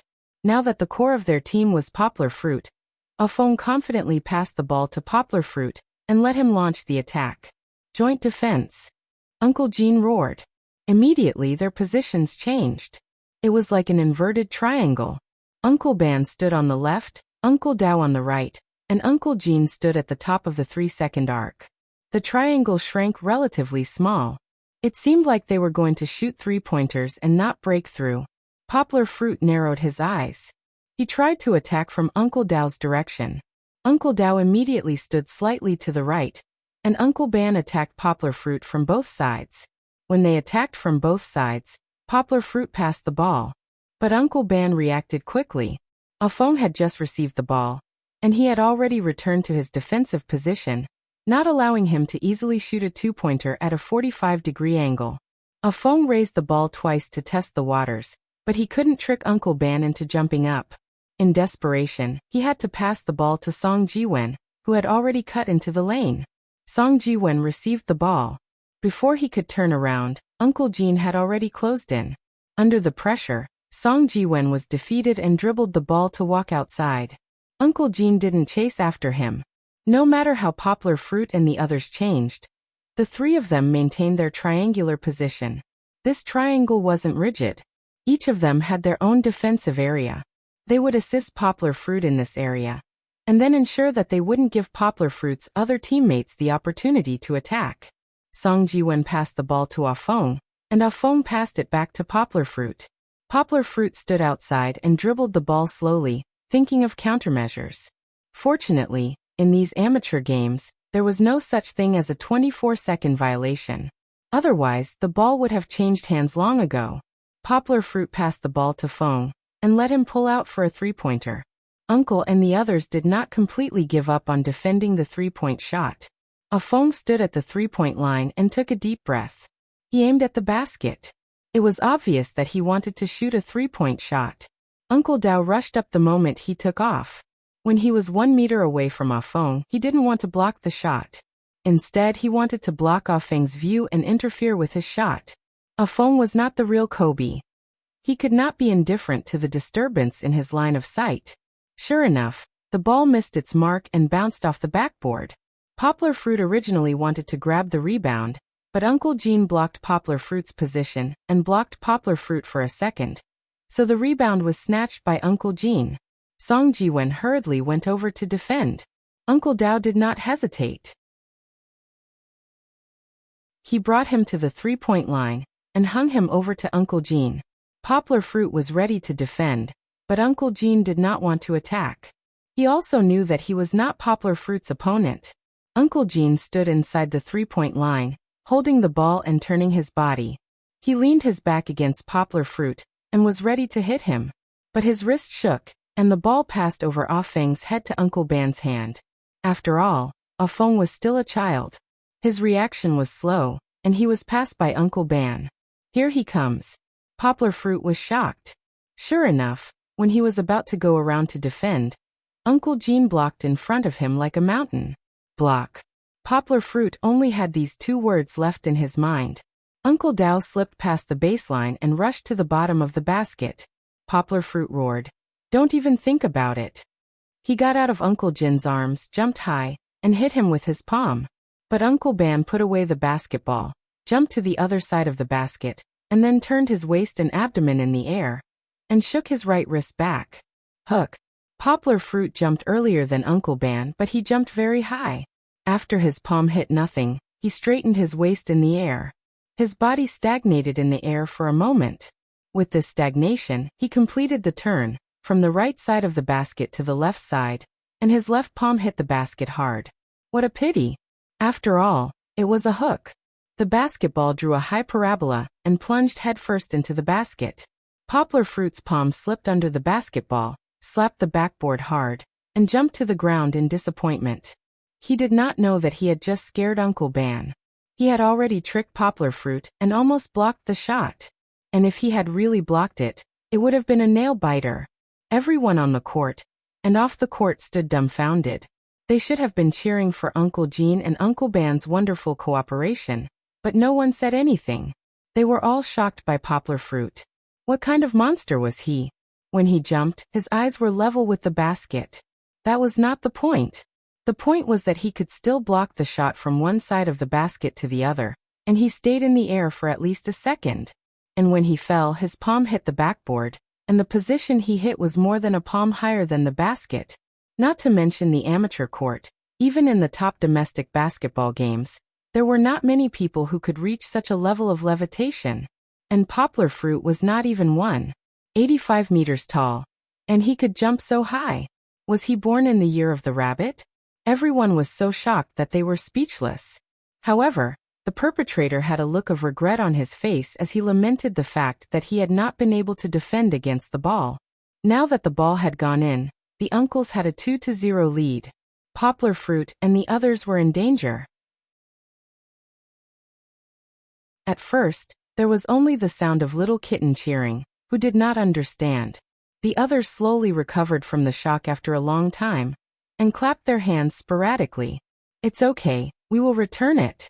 Guard this ball well." Poplar Fruit shouted. Ah Feng and Song Ji-wen were fully alert. They half-squatted, stretched out their hands, and stared at their opponents. The uncles were ready to play the pass and block again, but this time Poplar Fruit was prepared. When Uncle Ban hung the ball in, Poplar Fruit suddenly moved, circled in front of Uncle Jean, and jumped high to intercept the pass. There was an immediate change in the offensive and defensive roles. Poplar Fruit dribbled the ball out of the three-point line, and waved his hand to signal Ah Feng and Song Jiwen to pull to the end line, as if it was a one-on-one. The uncles were unmoved, and continued to maintain the inverted triangle defensive formation. Uncle Dao's face was serious and he shouted, "Be careful, guard well." Poplar Fruit was indeed going to do it himself, to break the deadlock of no goals. Ever since he practiced internal martial arts, the biggest change in Poplar Fruit's body was not the change in height or appearance, but the change in his physical fitness. His strength had increased, his jumping height had increased, his reaction speed had increased, and so on. Compared to the previous Poplar Fruit, it was as if he had been reborn, and could not be called the same person. Song Jiwen, who often hung out with Poplar Fruit, should have felt it the most, but he was born with thick nerves, and attributed these changes to Poplar Fruit's second growth, Poplar Fruit's growth again.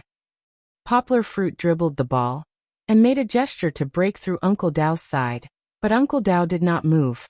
He judged that Poplar Fruit was making a fake move to trick him. But when Poplar Fruit saw that he did not move, he took advantage of the situation to make a fake move. Poplar Fruit was very fast, and before he could fully react, he easily passed him. "There's still me," Uncle Jean roared as he came up to meet him. Yanghua laughed mischievously and jumped up high. Uncle Jean gritted his teeth and jumped, using his thick arms to form a shield in front of Poplar Fruit.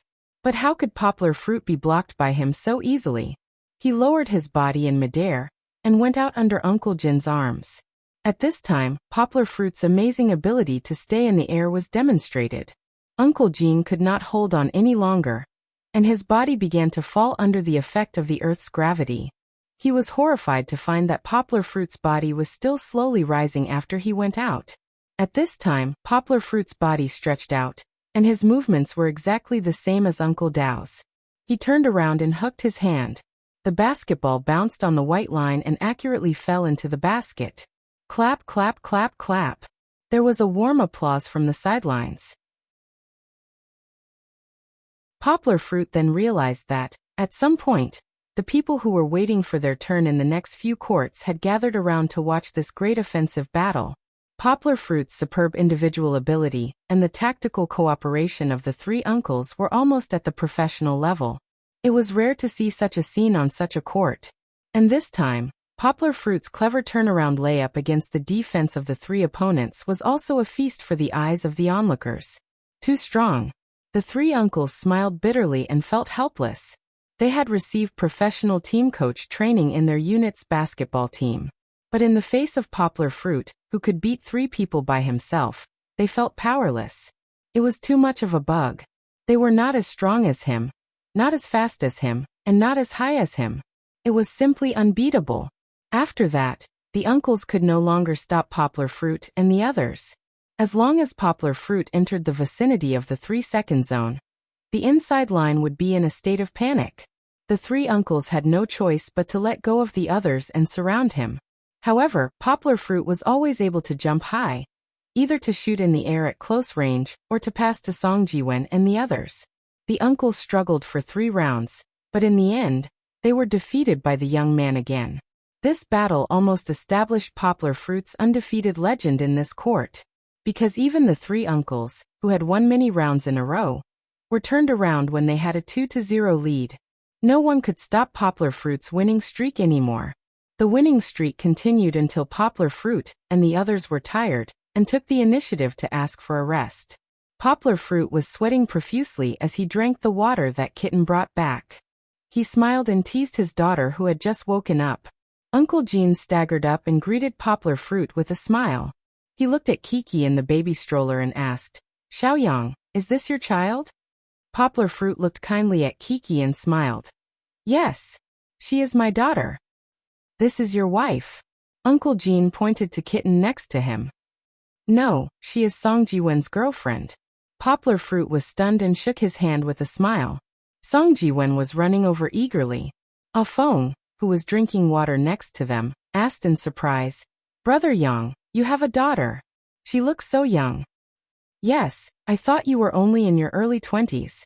Uncle Jean laughed. I am very young, Poplar Fruit said gloomily. I am only 23 years old this year. He smiled bitterly in his heart. Since he had Kiki, he seemed to have bid farewell to his youth. The last time he was called uncle by a girl who was only a few years older. He didn't know why, but when he thought of Fong Beibei who kept calling him weird uncle, his heart felt sweet. Was he a masochist? Uncle Jean opened his mouth and patted Poplar Fruit's shoulder with a bitter smile. The younger generation will surpass us in time. He finally asked the question he wanted to ask the most. Xiao Yang, did you graduate from a sports school? And you are a professional player? Poplar Fruit shook his head and said, No, I graduated from an ordinary university. You can play so well from an ordinary university? Uncle Jean found it hard to believe. He said, I think your level is comparable to those people in the professional team. Yes, yes. Song Jiwen also interrupted and said, Lao Guo, are you on steroids today? You are so fierce. Go to hell. Poplar Fruit ran over and kicked his butt. No. Kitty, save me. Song Jiwen hugged his butt and ran around, hiding behind Kitten. Everyone was amused by Song Jiwen, this clown, and laughed heartily.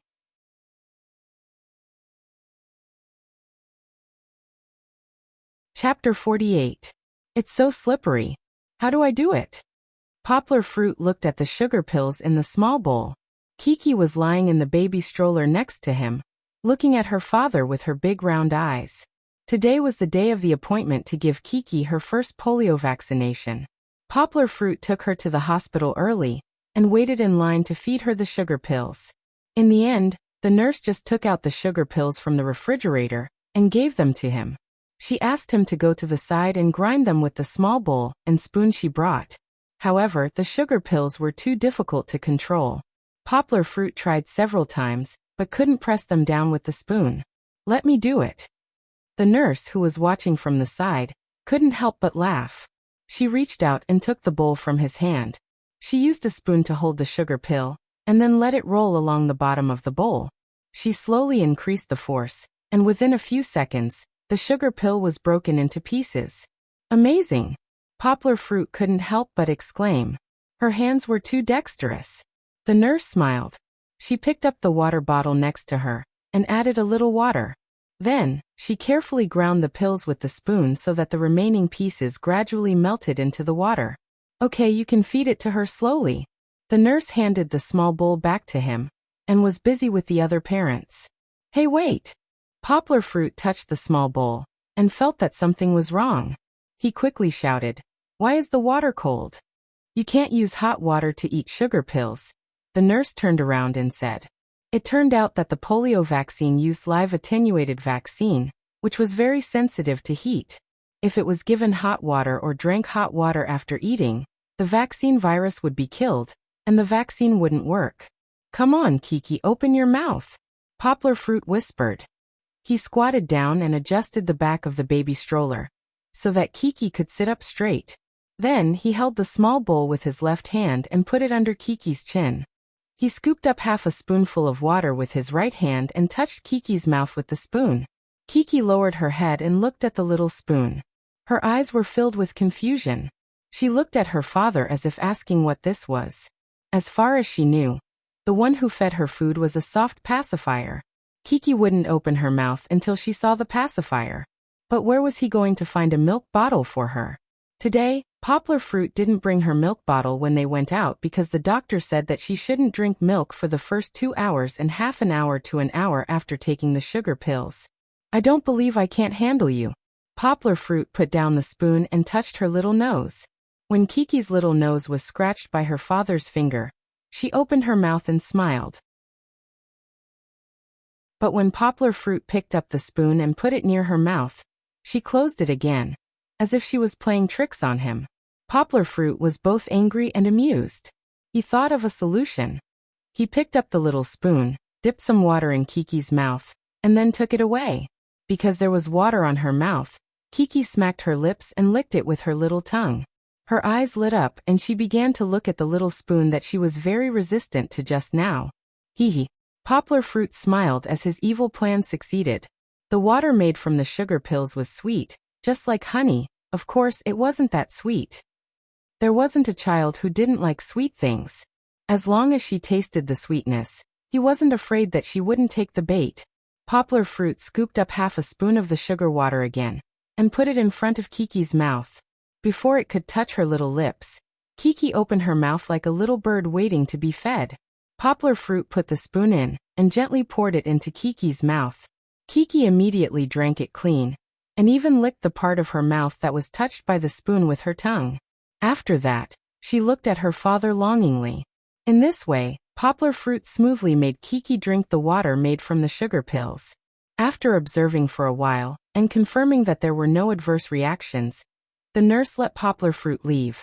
Poplar Fruit walked on the street with the baby stroller and looked at the time.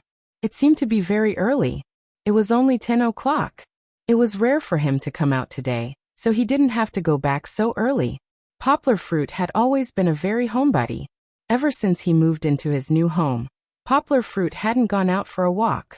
At the end of June, Duan Shiweching had invited Poplar Fruit to attend her graduation ceremony, but Poplar Fruit didn't go.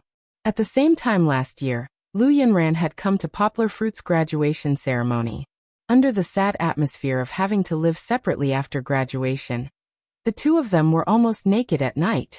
Other than the last line of defense, Poplar Fruit had conquered almost every territory of Lu Yunran's. Now the sweetness had become a memory. Poplar Fruit didn't want to go back to that kind of scene. Seeing things for no reason made him think of her, and evoke the sorrow buried deep in his heart.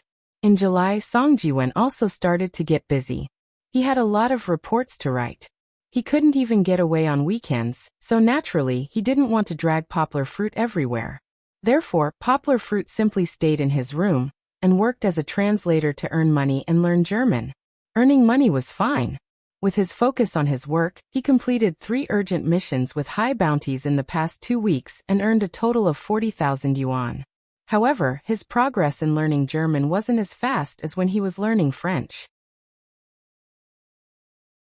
Those magical words and the classification of parts of speech made Poplar Fruit racked his brains. However, he wasn't in a hurry. He didn't expect to be able to understand a language in a few days. That wasn't realistic. After blindly strolling around the streets for a while, Poplar Fruit actually walked to the baby shop that he frequented the most. Standing at the door, Poplar Fruit looked at Kiki lying in the baby stroller and found it funny. Today, Poplar Fruit originally wanted to buy something for himself, but in the end he didn't buy anything. In the end, he still had to spend money on his daughter. Since he was here, he might as well go in and take a look. The air conditioner was on in the shop. Although it wasn't very cold, Poplar Fruit still covered Kiki with an extra blanket before going in. After picking 2 cans of milk powder, Poplar Fruit suddenly remembered that he hadn't bought any toys for Kiki since she was young. Of course, the little yellow duck in the bath didn't count. Under the guidance of the waiter, Poplar Fruit came to the toy section. There were so many types of toys. Poplar Fruit once again felt the potential of the children's market. The floor and shelves were filled with all kinds of toys. Some were for babies less than a year old, and some were for preschoolers. Which ones should I pick? Poplar Fruit pushed the stroller while searching. Kiki didn't want any plush toys. She quickly entered the stage of gnawing on everything. Plush toys were so dirty. As long as they were rolled on the ground, they would be covered in dust. Even if they were on the bed, if they were exposed to the air for a long time, bacteria would climb onto them. He didn't want any balloon toys either. What if he accidentally exploded it and hit Kiki's eyes? He also didn't want any toys that were too big or too heavy. Not to mention whether Kiki could play with them. It wouldn't be good if she lifted them up and hit herself. Poplar Fruit pushed Kiki. As he looked, he curled his lips and rejected many toys. The waiter next to him understood. She smiled and said to Poplar Fruit, "Sir, why don't you take a look at this baby rocking chair?" Poplar Fruit looked in the direction of the waiter's finger. It was a rocking chair with some doll pull tabs hanging from the top. The curved base was like a rocking wooden horse, and the design was smooth and round. The waiter walked over and explained to him, "Sir, our rocking chair is a rare multi-purpose baby equipment. First, I want to introduce you to its sleeping function. When the baby sleeps in it, you can rock it gently. The baby's mood will quickly stabilize and he will sleep more comfortably. Secondly, the back of the chair can be adjusted to the appropriate height. Whether it's sitting or lying down, you can let the baby maintain the healthiest posture. In addition, if the baby lies in the rocking chair and sees these colorful dolls, he will excitedly reach out to grab them. In the process, he will train his grasping ability and improve the baby's hand-eye coordination. Then, when he pulls different dolls, different music will be played from the speakers. This is good for improving the baby's hearing during play. The waiter concluded, that is to say, if you have it, you will have a more high-tech cradle, a baby rocking chair that can adjust the back of the chair, and a toy that will help the baby's development in all aspects. It was indeed good.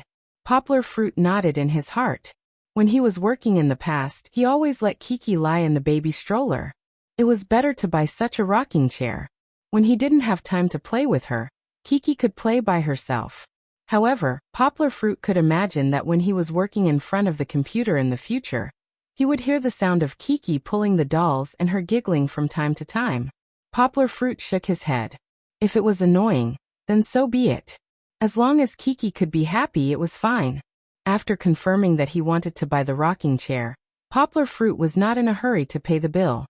He asked the waiter to pack a rocking chair first, and then he continued to look. This ball is not bad. Poplar Fruit picked up a small ball made of hard plastic and looked at it carefully. In fact, strictly speaking, this was not a ball with a proper orbit. It was a bit like a dodecahedron with some curvature, which meant that it could not roll very far like a football. Yongwa shook it. There were 2 bells inside the small ball. As he shook it, the bells emitted a crisp ding-ling-ling sound.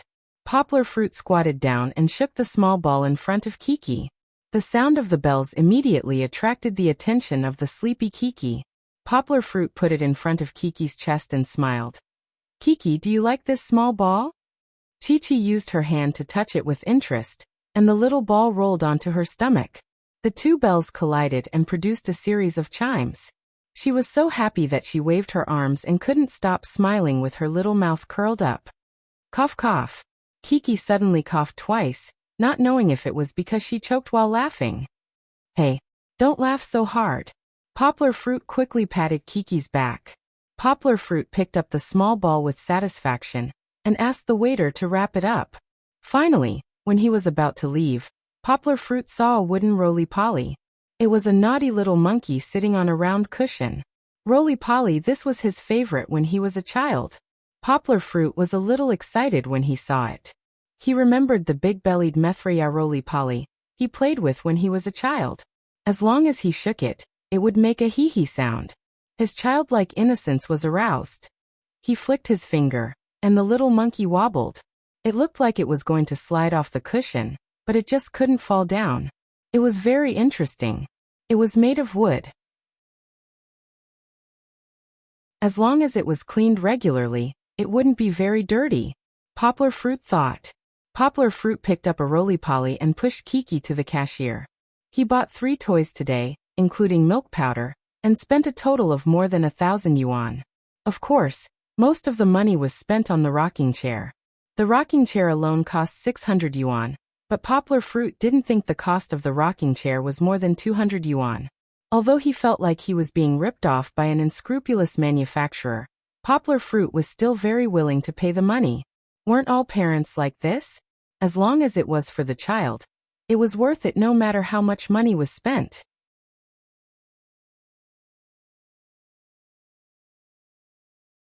Chapter 49.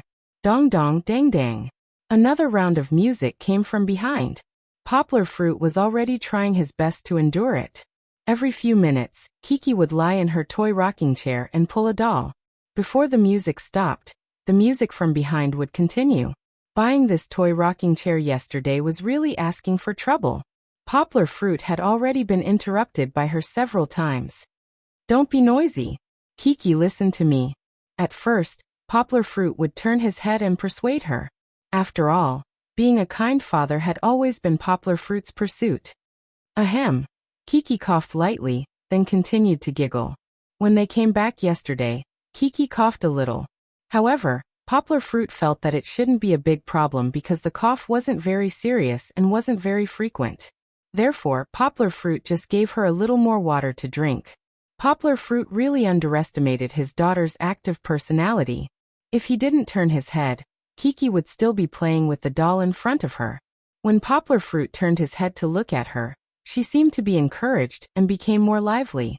Not only did she pull the doll continuously, but she also sang at the top of her lungs.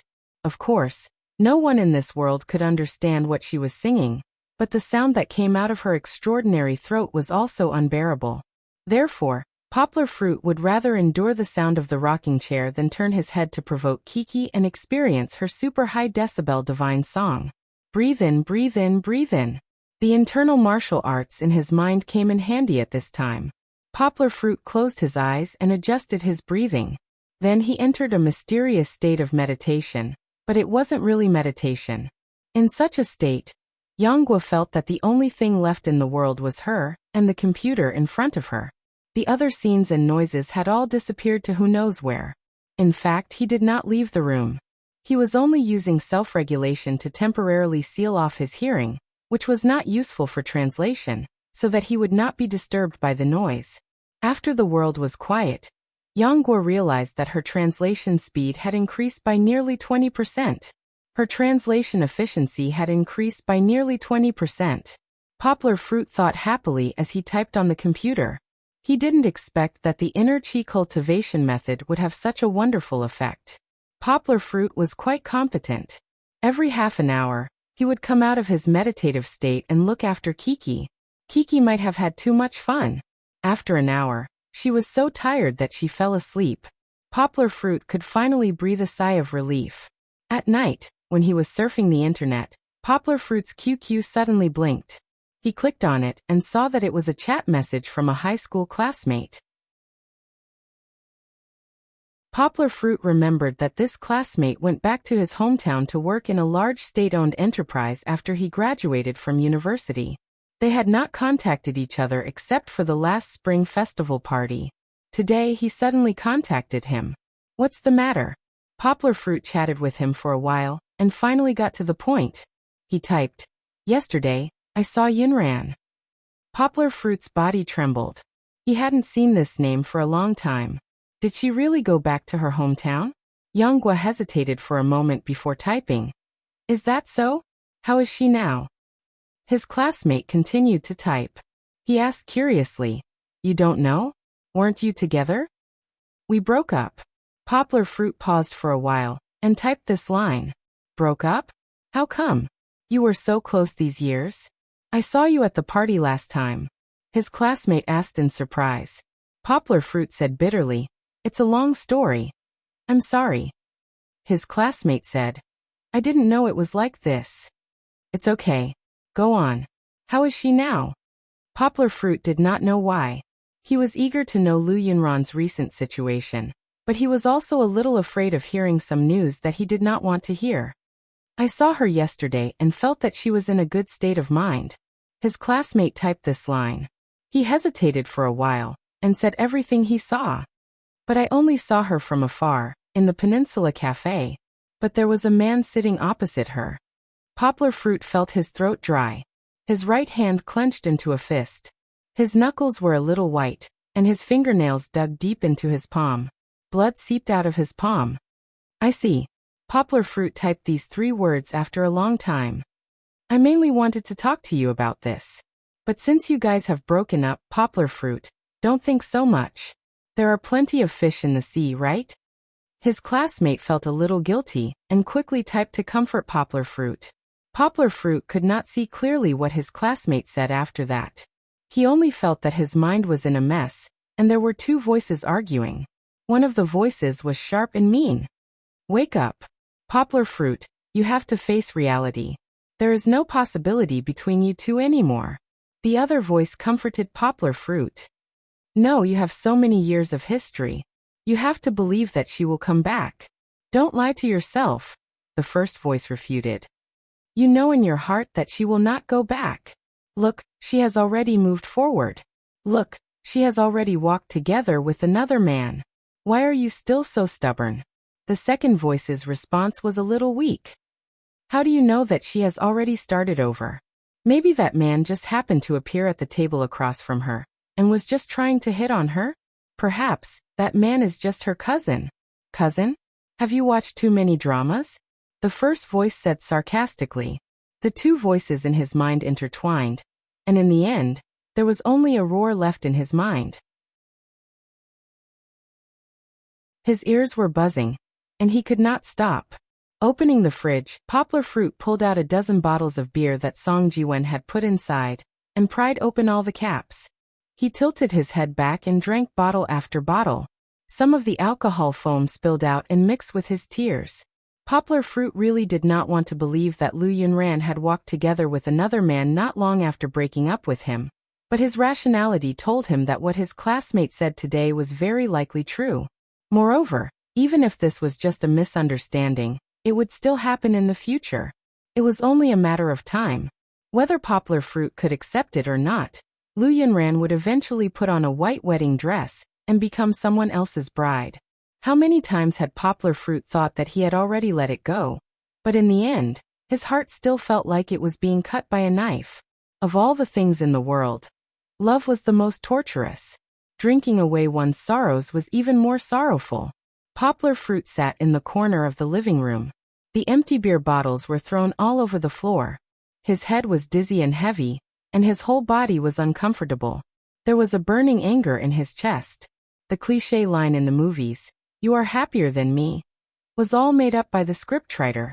Poplar Fruit pointed at the empty air and cursed, his voice muffled. If he had loved her deeply, how could he have left so casually after saying those words?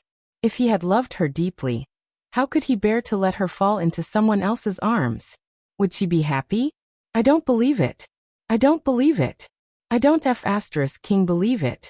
Poplar Fruit was already incoherent. Suddenly, he hugged his knees and head and started to cry, just like my daughter who had been wronged. As he cried, he became drunk. Poplar Fruit's head tilted, and he lay on the floor in a daze. In his dream, Yongguo's clothes seemed to be ragged, and he was crawling in a boundless desert. The scorching sun above his head evaporated every bit of water in his body. He only felt that his limbs were weak, and his mouth was dry. But as far as the eye could see, it was all yellow sand. Where could he find an oasis? Where could he find a water source? His heart was filled with despair. After an unknown amount of time, Poplar Fruit suddenly felt his heart palpitate. How long had it been since he had experienced this feeling? Even in his dream, Poplar Fruit would never forget it. Kiki. Poplar Fruit suddenly opened his eyes and sat up straight. His head was dizzy and Poplar Fruit felt a splitting headache. He really wanted to drink water, but he didn't care about this.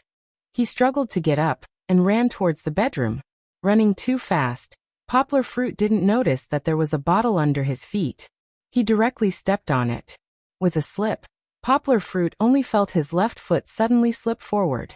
His whole body couldn't control it and fell backwards. In his drunken state, Poplar Fruit's control over his body was not as good as when he was moving forward.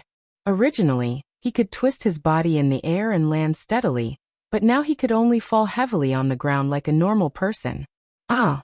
Poplar Fruit felt a strong vibration in his chest. A liquid almost went into his nostrils. If it wasn't for his strong body, a normal person's bones would have fallen apart. When he slipped just now, the bottom of his right foot seemed to have been scratched by a bottle cap. But Poplar Fruit didn't care about the injury. He pulled the chair up and limped into the bedroom. The bedroom was quiet, and Chi-Chi seemed to still be sleeping obediently on the bed. But Poplar Fruit believed in his intuition. It came from the telepathy that was connected by blood. Something must have happened to Kiki. Opening the mosquito net, Poplar Fruit reached his hand in and touched Kiki. So hot. Poplar Fruit felt that Kiki's little arm temperature was much higher than usual. Then he touched Kiki's forehead. It was really hot. It was as if there was a small stove under her skin. Fever? Poplar Fruit picked up Kiki. His hands were shaking nonstop. He softly called out for Kiki, but Kiki was already unconscious. Poplar Fruit panicked. He felt like he was going to lose something. He even thought of the sugar pills he fed her yesterday. So hot. Fever? Could it be that the temperature had exceeded 40 degrees? If it exceeded 40 degrees, wouldn't it burn her brain? Could it be a virus infection? Could it be that virus? No, don't scare yourself. But what if it was polio? Could Kiki be? Poplar Fruit didn't dare to think about it. His mind was in a mess. He carried Kiki and walked around the room. He was as anxious as an ant on a hot pan. He had to go to the hospital quickly. Poplar Fruit finally thought of this key point. He didn't even put on his shoes.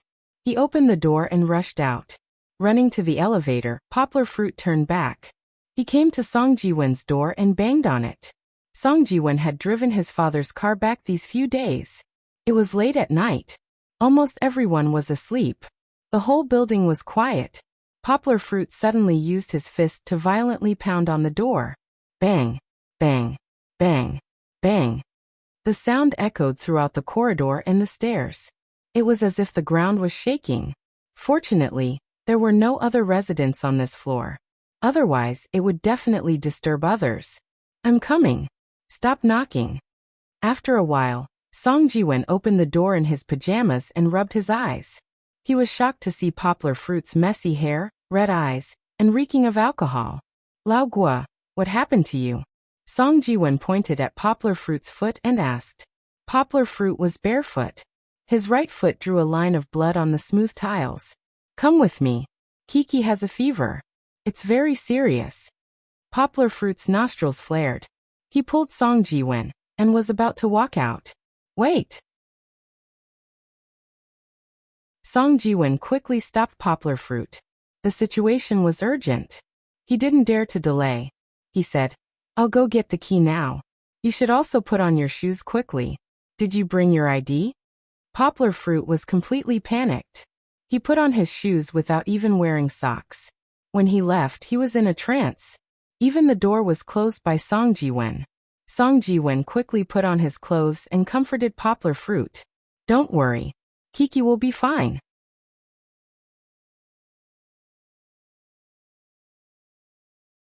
Chapter 50.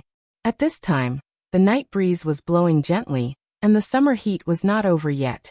The car drove through the long street, and the street lights flashed with a bleak white light, dividing the darkness into several strands. The darkness was like a beast with its mouth wide open. And the wheels were rolling, driving on the wild path of no return. The noise of the day left behind trash everywhere, and the sound of plastic cracking could be heard as the wheels ran over it, and then disappeared into the endless silence. Lao Gua! Lao Gua! Song Ji-wen's shout seemed to come from the void, and finally woke Poplar Fruit up from his daze. Yang Gua shook her head, which was in so much pain that it felt like it was splitting apart. She finally woke up. She looked around and found that he was holding Chi-Chi in his arms and sitting in the back seat of the car. Song Ji-wen focused on driving, and from the rearview mirror he glanced at Poplar Fruit's eyes and said, Lao Gua, you have to pull yourself together quickly. No matter what happened to make you drink so much. You have to pull yourself together now. Kiki needs you. Yes, Ki. Poplar Fruit suddenly understood. He lowered his head and touched Kiki's forehead. It seemed to be boiling hot, and it felt even hotter than before. Kiki's breathing was very rapid, but it sounded like her breath was much weaker than before. He had to do some artificial cooling for her. Poplar Fruit first undid a few buttons on Kiki's chest, so that the clothes would not strangle her neck. He looked around, and finally his eyes fell on his clothes. He bent down and took off his t-shirt, then took out a bottle of mineral water from the storage space behind the seat, unscrewed the cap, tilted the bottle, and poured the mineral water on his clothes. Too much, Poplar Fruit estimated. The clothes were pure cotton, so they were more absorbent, and now the water was dripping out. Poplar Fruit unscrewed the cap with one hand, and stretched the clothes out of the car window with the other hand, and gently squeezed out the excess water. Recalling the books he had read before, Poplar Fruit took the wet clothes and wiped Kiki's chest, palms, and armpits. He also wiped her slightly red face, and then folded part of the clothes and spread it on Kiki's forehead. Mosquito, drive faster. Poplar Fruit found that his voice was as dry as sandpaper. He quickly picked up the mineral water and drank a mouthful, but the residual taste of the beer in his mouth was washed away by the mineral water, and it all merged into the water. Poplar Fruit felt like he was going to vomit. I can't vomit, now is not the time. Yonggwa drank 2 more mouthfuls before she managed to suppress the churning gastric juice. Soon we'll be there in a minute, Song Jiwen said. After another block, the entrance of the 3rd provincial hospital was in sight. Poplar Fruit was burning with anxiety. He directed Song Jiwen to drive straight in, around a building, and into the pediatric center. Before the car came to a stop, Poplar Fruit jumped out. He didn't bother to put on the t-shirt he had used to cool Kiki's head. And just like that, he carried Kiki shirtless and rushed to the building. Song Jiwen quickly stopped the car, turned off the engine, took out the key, and followed from a distance. How fast was Poplar Fruit? Poplar Fruit didn't know, but the distance between him and Song Jiwen was increasing. He rushed into the building like a gust of wind, and crashed into the office of the doctor on duty. "Doctor, save my daughter." Poplar Fruit leaned against the door, and shouted with a trembling voice. The doctor sitting in the chair saw that Poplar Fruit was not properly dressed, and knew that the situation might be more urgent.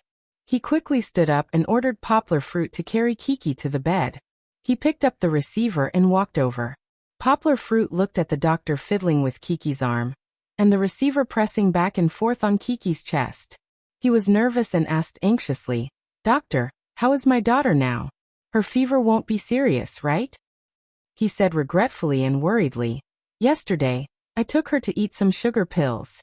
Could she have contracted polio? It can't be that disease." Poplar Fruit put his hands together and prayed to the gods and Buddhas.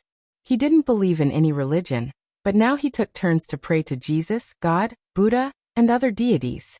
"Shut up." The doctor raised his head angrily and glared at Poplar Fruit, who was as long-winded as Tang Sanzang. Okay, I won't talk." Poplar Fruit quickly covered his mouth. The doctor picked up a thermometer and put it under Kiki's armpit. Then he pressed Kiki's chest and lungs.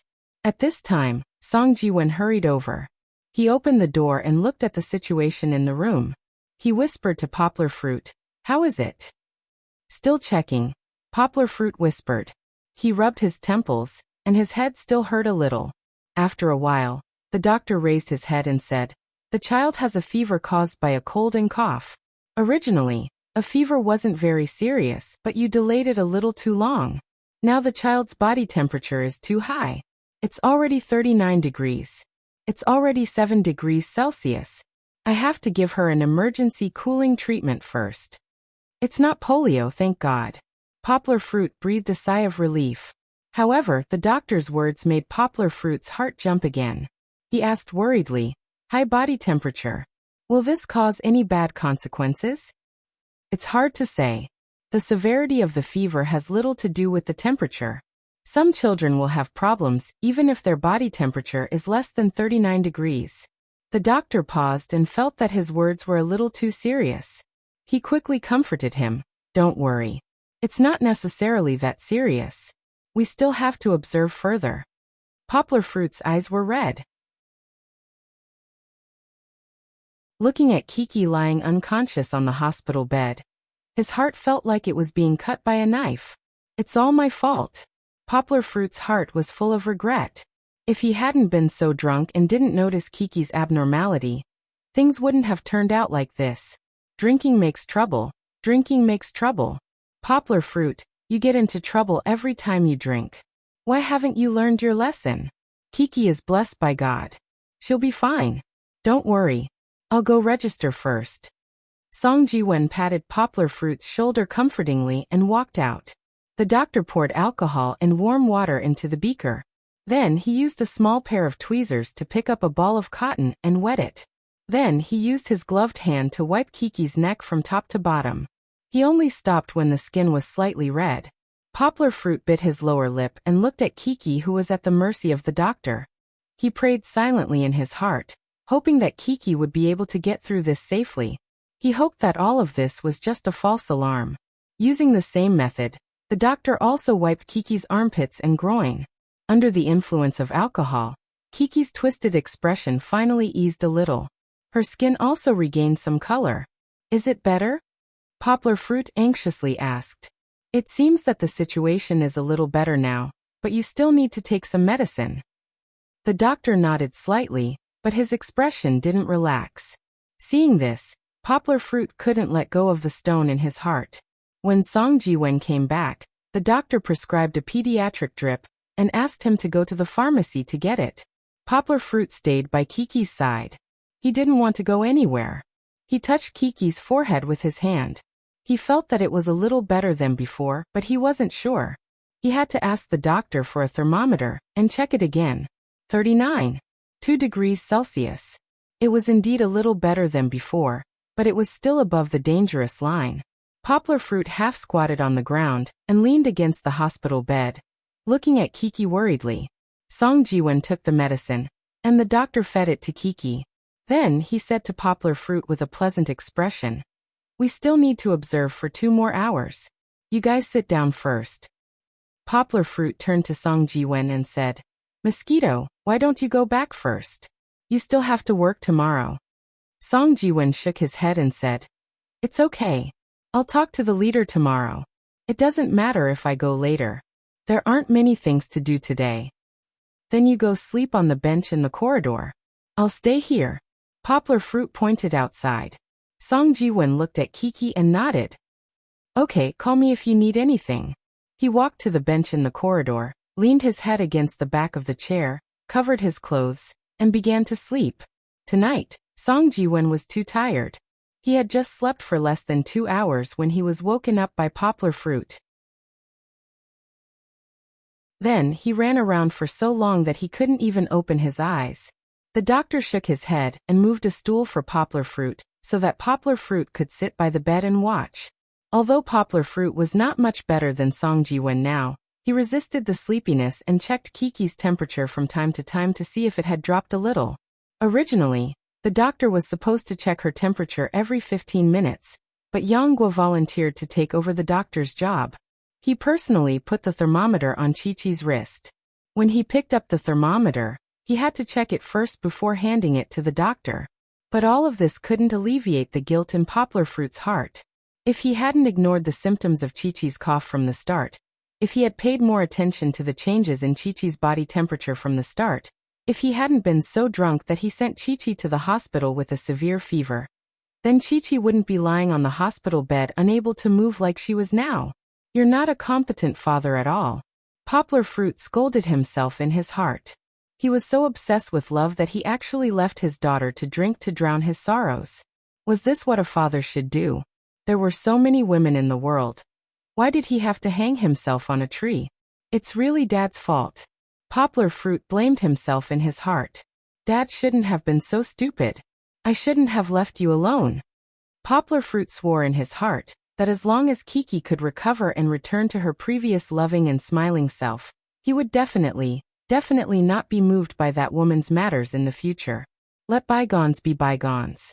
There was no need to be obsessed with the people that he couldn't get back. He would never drink like that again in the future. Poplar Fruit thought bitterly. He had gotten drunk twice in his life. The first time, he had caused the death of Wu Yu and gave birth to Kiki. The second time, he had caused Kiki to fall into a dangerous situation. No matter what, he would definitely not touch alcohol in the future if he could avoid it. Perhaps Poplar Fruit's prayers were effective. When the sky turned white, Kiki's fever finally subsided. Although her eyes were still a little dazed, the moment Kiki opened her beautiful eyes, Poplar Fruit collapsed on the chair in joy. After the doctor's examination, Kiki was now a little weak, and her forehead was still a little hot, but other than that, there were no major problems. Because Kiki had to go home to drink milk to replenish her energy, the doctor also agreed to let her leave the hospital. Poplar Fruit woke up Song Ji-wen, went through the formalities, and went home. The sun slowly rose, and the golden sunlight sprinkled over the entire city. Cars drove past, and the streets gradually became denser. The noise through the car windows seemed particularly lively at this time. Poplar Fruit lowered his head to look at Kiki, who couldn't help but be mentally tired and closed her eyes to sleep. His cheeks that had been stiff for a night revealed a bright smile. "Look at this delicate and beautiful little face. Kiki, you're not a fairy, but you're definitely Dad's little fairy."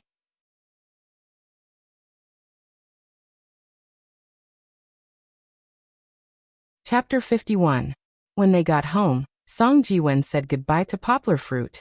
He went back to his room to take a shower, change his clothes and go to work. Poplar Fruit, who hadn't slept all night, didn't immediately lie down in bed. He still had to make food for Kiki. Before he left, the doctor reminded him that the child was seriously ill and weak. He had to keep up with the nutrition, or it would be easy for her to get sick again. So, although he was mentally tired, Poplar Fruit still hummed a song to boil water and make milk powder. Kiki was getting better, and his complicated emotions from last night had long been thrown to the back of his mind. Now, no matter what he saw, it was full of positive energy. The doctor told him that a baby having a fever wasn't a bad thing. A fever was actually a normal immune reaction, a normal phenomenon when the human white blood cells fought against bacteria. Poplar Fruit was worried that Kiki's fever would damage her brain. But this idea was actually unscientific. Because to be precise, a fever wouldn't damage the brain or lower the IQ. The real cause of such a consequence was actually a concurrent disease like encephalitis or meningitis. In general, parents didn't need to be too worried about a normal fever.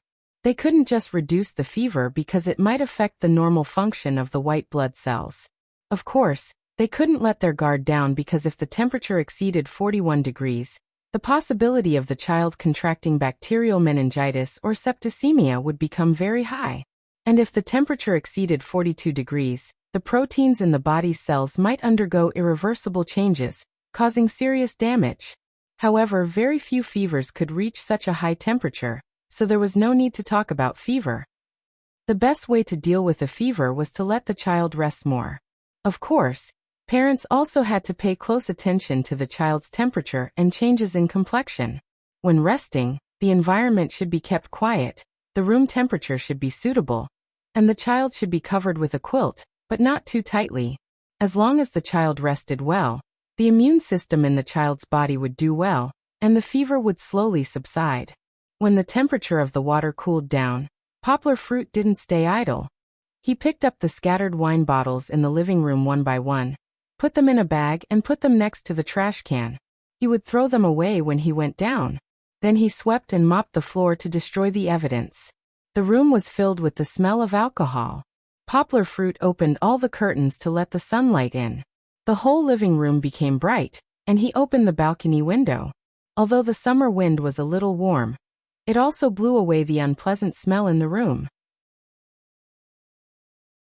After preparing the milk powder, Yang Ming dripped 2 drops of Poplar Fruit on his right hand to test the temperature before walking into the master bedroom.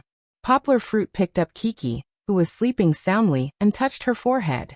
He didn't feel any signs of her burning up again. He let out a sigh of relief. Kiki, Kiki. Poplar Fruit gently shook Kiki's little hand, and then whispered in her ear. Kiki's eyelids moved, but she didn't wake up. Poplar Fruit scratched his head, took the milk bottle, and put it under Kiki's nose. He gently shook it, and then whispered, Kiki, wake up and drink milk. Kiki's nose flapped, and she rubbed her face. Perhaps she wanted to rub her eyes with her little hand, but she still didn't wake up. Looks like I have to use my ultimate move, Poplar Fruit thought to himself. He moved his big face closer and kissed Kiki's little face. Kiki's skin was tender now, and the smell of her body was very fresh. Previously, she had applied alcohol in the hospital, and the smell of alcohol had long disappeared. As Poplar Fruit's lips pressed down and lifted, Kiki's eyes finally opened slowly. It seemed that as soon as she opened her eyes, she saw her father's face hanging in front of her. Kiki was very happy. Her beautiful big eyes formed thin crescents, and her little mouth curled up into a bright smile. She raised her little hand, as if she wanted to touch her father. Yang Gui used his own big hand to hold it. Her soft and tender little hand was lying in her father's big palm. Yang Gui's heart was about to melt when she saw this. He gently squeezed Kiki's little hand, kissed it and said, Baby, don't scare Daddy like this in the future. You almost scared Daddy to death yesterday. He was used to calling her Kiki, and he hadn't used this name for a long time. Poplar Fruit hadn't shaved for a few days, and yesterday, he had been busy all night. His stubble was as hard as a bush. Kiki's little hand brushed across Poplar Fruit's chin. She was in so much pain that her mouth twitched, and she showed signs of wanting to cry. Poplar Fruit hurriedly put down her hand and hugged her to coax her. When feeding, Kiki's spirit was still a little sluggish, and she became drowsy as she drank. However, perhaps because she was too hungry, she didn't stop drinking milk. Her mouth and throat were moving, and Poplar Fruit, who hadn't eaten anything today, also felt hungry. He couldn't help but burst out with a roar. After feeding Kiki, he carried her back to the crib to continue sleeping. Poplar Fruit observed the environment of the master bedroom. He also pulled up the curtains and opened a window to let the air circulate in the room. This would be more helpful for Kiki's recovery. Too hungry, Poplar Fruit went to the kitchen to cook a pot of noodles. While he was still busy, dong dong, someone knocked on the door. When he opened it, he saw that it was his godmother, Lu Suchin. "Godmother, why are you here?" Poplar Fruit's face was bitter as he let her in. "Why are you here? Why didn't you tell me what happened last night?" As soon as Lu Suchin came in, she didn't even change her shoes before getting angry at Poplar Fruit. It must be Song Jiwen, that brat who leaked the news. Poplar Fruit thought bitterly. Now that he had provoked his godmother, he wouldn't be able to rest in peace. "Don't you already know?" Poplar Fruit said shamelessly. After changing her shoes, Lu Suchin stood up and sniffed beside Poplar Fruit. She said, "Look at you, you reek of alcohol. I know you drank a lot last night. What kind of father are you?" Poplar Fruit really didn't remember that the shirt he was wearing was the t-shirt he used to cool down Kiki yesterday. The originally wet clothes were now dried by the wind. His whole body reeked of sweat and alcohol. It seemed that he had to take a shower before going to bed. It was really smelly. Without waiting for Poplar Fruit's explanation, she went straight to the master bedroom to see Kiki. Lu Suchin lifted the mosquito net and touched Kiki's forehead. When she felt that Kiki had returned to normal temperature, her face relaxed. Poplar Fruit ran to the kitchen to turn off the fire, then hurried back to the bedroom to wait on her.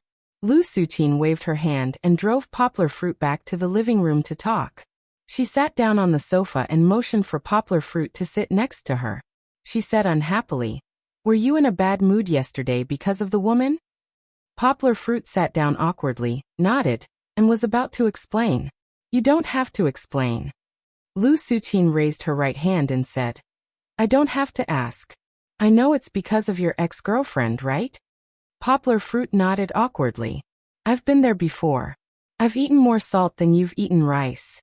How can I not know what kind of person you are?" Lu Suchin said, "You're too sentimental and righteous. You can't get away. After breaking up for so long, you still can't let go of her. Why?" Poplar Fruit listened quietly. Lu Suchin continued, "Look at you. You were so drunk that you almost ruined little Kiki's life. Is she really worth you being so obsessed with? Is there a father like you? A real man has an indomitable spirit. You don't have to worry about not having a wife. You're not bad. Why do you have to have her? Is she that good? If she was that good, she wouldn't have left you at your most difficult time." Younggwa nodded with a wry smile and said, "Godmother, don't worry. I've already made up my mind to let it go. I won't make the same mistake again." He felt tired and hungry, and his mind was in a trance. He couldn't wait to fall asleep on the sofa. But Lu Suchin didn't finish. She continued, "What did I tell you in May? I told you to listen to my arrangements and go on blind dates. There are so many good girls in the world waiting for you to choose. If you had listened to me and met a few excellent women, you wouldn't be in such a mess now." "Mother, I understand what you're saying," Poplar Fruit said with a sad face. "You know? What do you know?" Lu Suchin came with a lot to say today. She wouldn't stop until she finished. Poplar Fruit could only swallow his bitterness and listen to her lecture. Lu Suchin's education on life, values, and marriage lasted for more than half an hour. Poplar Fruit was in a trance, and his eyes were not focused. Finally, she concluded, "So wait until the weekend. You'll listen to my arrangements. I'll introduce a few good friends' daughters to you. Don't worry, I'll personally check. I won't be careless." Poplar Fruit nodded fiercely. He didn't feel that anything was wrong. No matter what she said, Poplar Fruit just agreed. He really didn't have the energy to play Tai Chi with Lu Suchin. He just wanted to have a good sleep. Lu Suqin had long seen that Poplar Fruit was absent-minded, but she had already gotten the result she wanted. So she smiled, stood up and said, "Okay, I've said what I needed to say. You take good care of little Kiki. I'll go back and take care of it for you." She went downstairs, took out her phone, and dialed a number. She said proudly, "Jean Phone. You've settled Poplar Fruit. I told you that once I do it." Back at the apartment, Poplar Fruit sent Lu Suqin off in a daze. Then he ate the noodles that had been soaked into a paste. Then he took a hot shower and changed into clean clothes. He staggered into the master bedroom, felt for the bed, and fell in. As soon as he touched the pillow, the sound of snoring could be heard. The double fatigue of body and mind made Poplar Fruit fall into a deep sleep. He didn't even have a dream, but his body was still able to continue to operate the internal strength in his body in his sleep. It was like a never-ending stream. Although it was only a trickle, it flowed along the meridians and nourished every withered cell in Poplar Fruit's body. Yesterday, the soles of Poplar Fruit's feet were injured. When he fell, a beer bottle cap fell on the ground and cut a deep wound. It dragged on the ground and left a long bloody mark. But because Kiki's situation was too serious, Song Jiwen forgot about it. Even Poplar Fruit forgot about it. But his body didn't forget. At that time, the muscles on the soles of his feet contracted automatically. The bleeding stopped quickly, but the wound was still there. But when Poplar Fruit came back, a thin layer of film had formed on the surface. So when Poplar Fruit wiped off the blood mark when he was mopping the floor, he didn't care about it.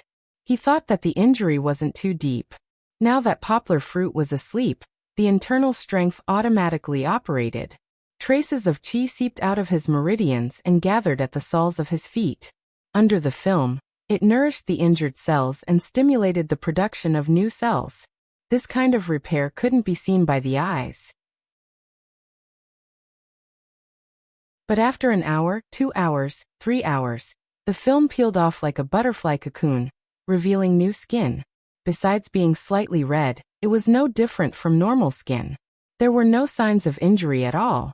Poplar Fruit didn't know that his internal strength was so heaven-defying, but this time he didn't think too much. He was now a qualified father. How could such a small change attract his attention?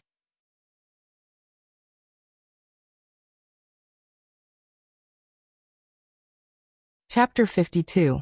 Night fell, and the lanterns were lit. Pushing the baby stroller, Yang Guo was taking Chi-Chi for a stroll in the lush little garden of the neighborhood. Between the flower beds and trees, there were several street lamps of different shapes faintly discernible. Walking among them, the cicadas chirped and the insects sang. It was very pleasant. At this time, Poplar Fruit heard someone call him from behind. Xiaoyang. He turned around and saw Uncle Jean, who played basketball with him last time. He was wearing a white sleeveless sweatshirt, beach shorts, and flip-flops as he walked over. When he got closer, Poplar Fruit saw that his head was full of sweat. Poplar Fruit smiled and asked, "Uncle Jean, what were you doing just now? Why are you sweating so much?" "What am I doing?" Uncle Jean took out a handkerchief from his trouser pocket and wiped his sweat. He said, "It's too hot. I'm sweating just for a walk." Uncle Jean was not only burly, but he also had a typical beer belly. His sweatshirt, which was already big, was stretched by him. With such a fat body, it would be strange if he didn't sweat when he walked. Poplar Fruit thought it was interesting, but he didn't expose him. Isn't there a lyrics like this? Life is already so difficult. Some things should not be exposed. The two walked along the path and talked as they walked. Slowly, they talked about basketball. "Xiaoyang, why haven't I seen you play basketball recently?" Uncle Jean asked as he shook the hem of his sweatshirt. "I have no choice," Poplar Fruit said with a smile. "I have a daughter to take care of. If I go play basketball, no one will take care of her." Although there were many sports venues in Jinli district, Poplar Fruit didn't use them often. First, Song Jiwen was usually busy, so it was boring for him to play alone. Second, Poplar Fruit couldn't leave Kiki aside and run to the court alone. So he would only occasionally push the baby stroller and take Kiki to the gym to exercise muscles, hit a dozen sandbags, or play with the barbell.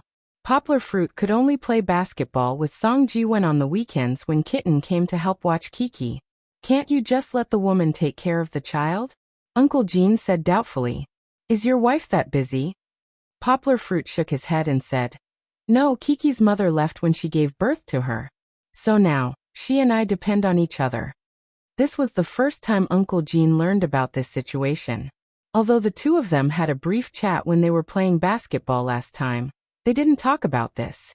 He was very shocked and said with some embarrassment, I'm sorry, I touched on your sore spot. Yang Guo waved his hand and said, It's fine, it's over.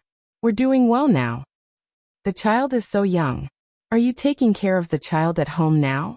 Uncle Gene asked with a frown. What about your job?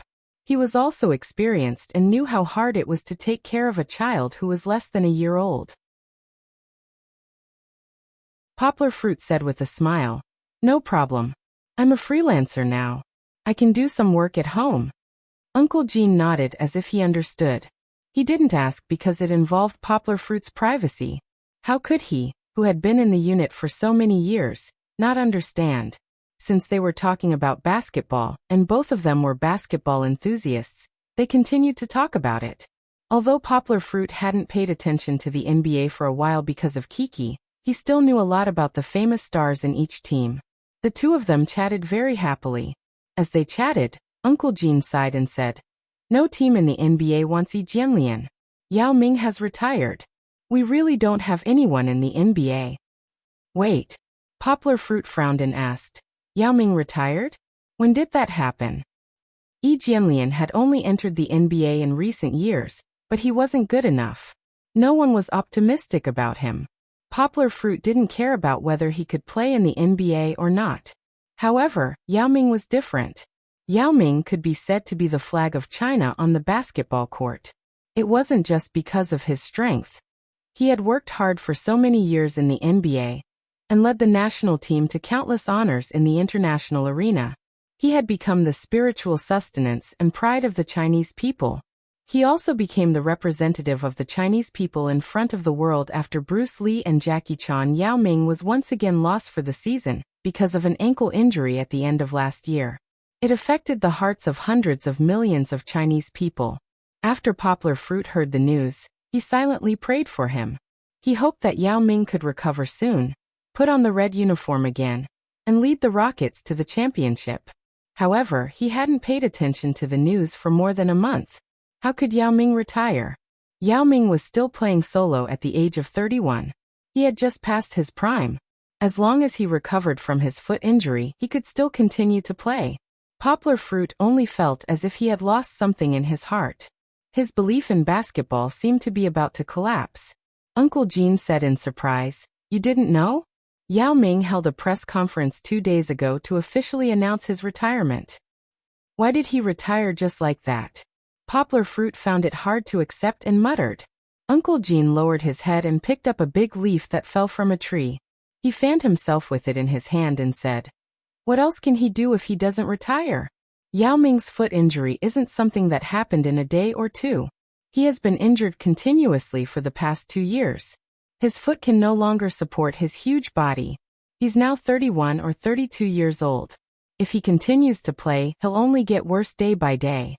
It's better for him to retire. I think his choice is very wise. Uncle Gene was right. Poplar Fruit could still understand that logic, but he still found it hard to accept. After all, Yao Ming was the person who opened the door to the basketball temple for him. If he left, would there still be basketball in China? Would there still be a place for China in the world of basketball? Without Yao Ming, the NBA will only be able to watch a group of foreign Muslimen jump around in the future. Poplar Fruit shook his head and chuckled. Uncle Gene was also full of worry. He nodded and said, There aren't many young players in China who can play well. I guess they can't even reach the threshold of the NBA. China is really at a point where there's a shortage of young players. Whether it's football or basketball, the level of domestic youth training is really bad. The two of them chatted, from Yao Ming's retirement to China's system. Uncle Gene angrily scolded the Chinese Basketball Association, saying that their various systems were unreasonable. Poplar Fruit felt deeply. He went along and talked about Cuba. Unlike the university leagues abroad, The domestic university leagues were simply small-scale. Many of the outstanding talents in it were buried by the short-sighted Chinese Basketball Association. The more the two of them talked, the more energetic they became. They had a common enemy and regretted not having met earlier. Walking out of the small garden, Uncle Jean warmly invited Poplar Fruit to visit his house. It was difficult to refuse such kindness, so Poplar Fruit gladly accepted. Uncle Jin's house was in the second phase of the community. It was more than 200 square meters, with 4 rooms and 2 living rooms. It was much more spacious than the one Poplar Fruit rented. When he entered, the sight that greeted him was full of splendor. Poplar Fruit could not help but exclaim in his heart, "This is what it means to be rich." Such a big house in such a location in Yangcheng would cost at least 4 million. Uncle Jin's family of 3. His daughter was already 14 years old, and would be in her second year of junior high school this year. After the summer break, she would play crazily every day. Recently, Uncle Jean had locked her up at home with a dark face to do her summer homework. When Poplar Fruit arrived, she was forced to come out and greet him by Mrs. Jean. Then she pouted and went into the room. Mrs. Jean was a gentle and virtuous woman, but her figure was a little petite. When she stood next to Uncle Jean, it was like a real-life version of Beauty and the Beast. After Yanghua came in, sister-in-law Jean enthusiastically ran back and forth. She made tea, and then went to prepare a plate of fruit platter. She simply couldn't stop. Mrs. Jean was very interested in Kiki. She pulled the baby's stroller and played with her on the sofa. Only when she talked about her would she raise her head and say a few words softly. After chatting for a while, Poplar Fruit found out that Uncle Jin's real name was Su Kai Jin. He was from the same family as Poplar Fruit's mother. He was now a divisional leader in the provincial education department. After being shocked, Poplar Fruit felt that you really couldn't judge a book by its cover. Uncle Jean should be around 40 years old, but he was already in a high position. However, Uncle Jean was a good person. He did not speak in a bureaucratic tone, and was like an ordinary person. He chatted happily with Poplar Fruit and scolded him without any scruples. Although the difference in age and status between the two of them was huge, they had similar temperaments. It wasn't an exaggeration to say that they were friends despite their age difference. Mrs. Jean said that she was running a small business. Poplar Fruit felt that Mrs. Jean was definitely being modest. Opening a cafe in the heart of the new city's central business district. How could such a profitable business be considered small? What shocked Poplar Fruit even more was that although Mrs. Jean spoke softly and did things like a housewife, she was actually a doctorate in economics from Higashiyama University. This completely subverted Poplar Fruit's understanding. At this time, Poplar Fruit felt that he was insignificant. Although he also graduated from Higashiyama University, could earn a lot of money, and could speak 3 foreign languages, when he compared himself to Mrs. Jean, he realized that he was a frog in a well. What was there to be proud of with a mere bachelor's degree? Uncle Jean did not look down on him. After listening to Poplar Fruit's experience because of Mrs. Jin's question, he was full of praise for Poplar Fruit's loyalty. Mrs. Jin's eyes were red and a few drops of tears flowed down. Uncle Jean turned the fan to the highest setting. His big palm patted Poplar Fruit's shoulder and said, "Xiaoyang, don't belittle yourself. I have seen a lot of young people in the education department. Among them, there are a lot of excellent young people, but there are not many who can do as well as you. For a person, the most important thing is not how much money he can make, but whether he knows how to be a good person. Without good character, even if he makes a lot of money, he will be frustrated." Mrs. Jean also smiled and said, "Yes, Xiaoyang, you are still young. You still have a lot of time to do what you want to do. Your ability is not bad. I believe your future achievements will not be worse than Mrs. Jin's." "What do you mean by not worse than you?" Uncle Jean put his arm around Poplar Fruit's shoulder and smiled. "I am very optimistic about my little brother. In time he will do very well. Yes, I am not good with words. I will definitely be 1,000 times better than Mrs. Jean in the future." Mrs. Jean covered her mouth and smiled. Infected by their cheerful optimism, Poplar Fruit also smiled brightly.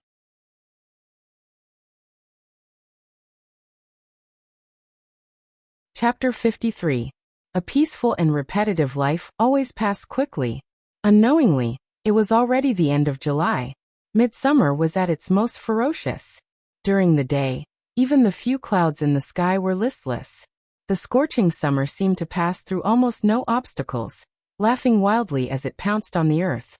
The steam rising from the asphalt roads, the cracked earth that had lost its greenery, and the leaves of the trees on the edges were somewhat burnt.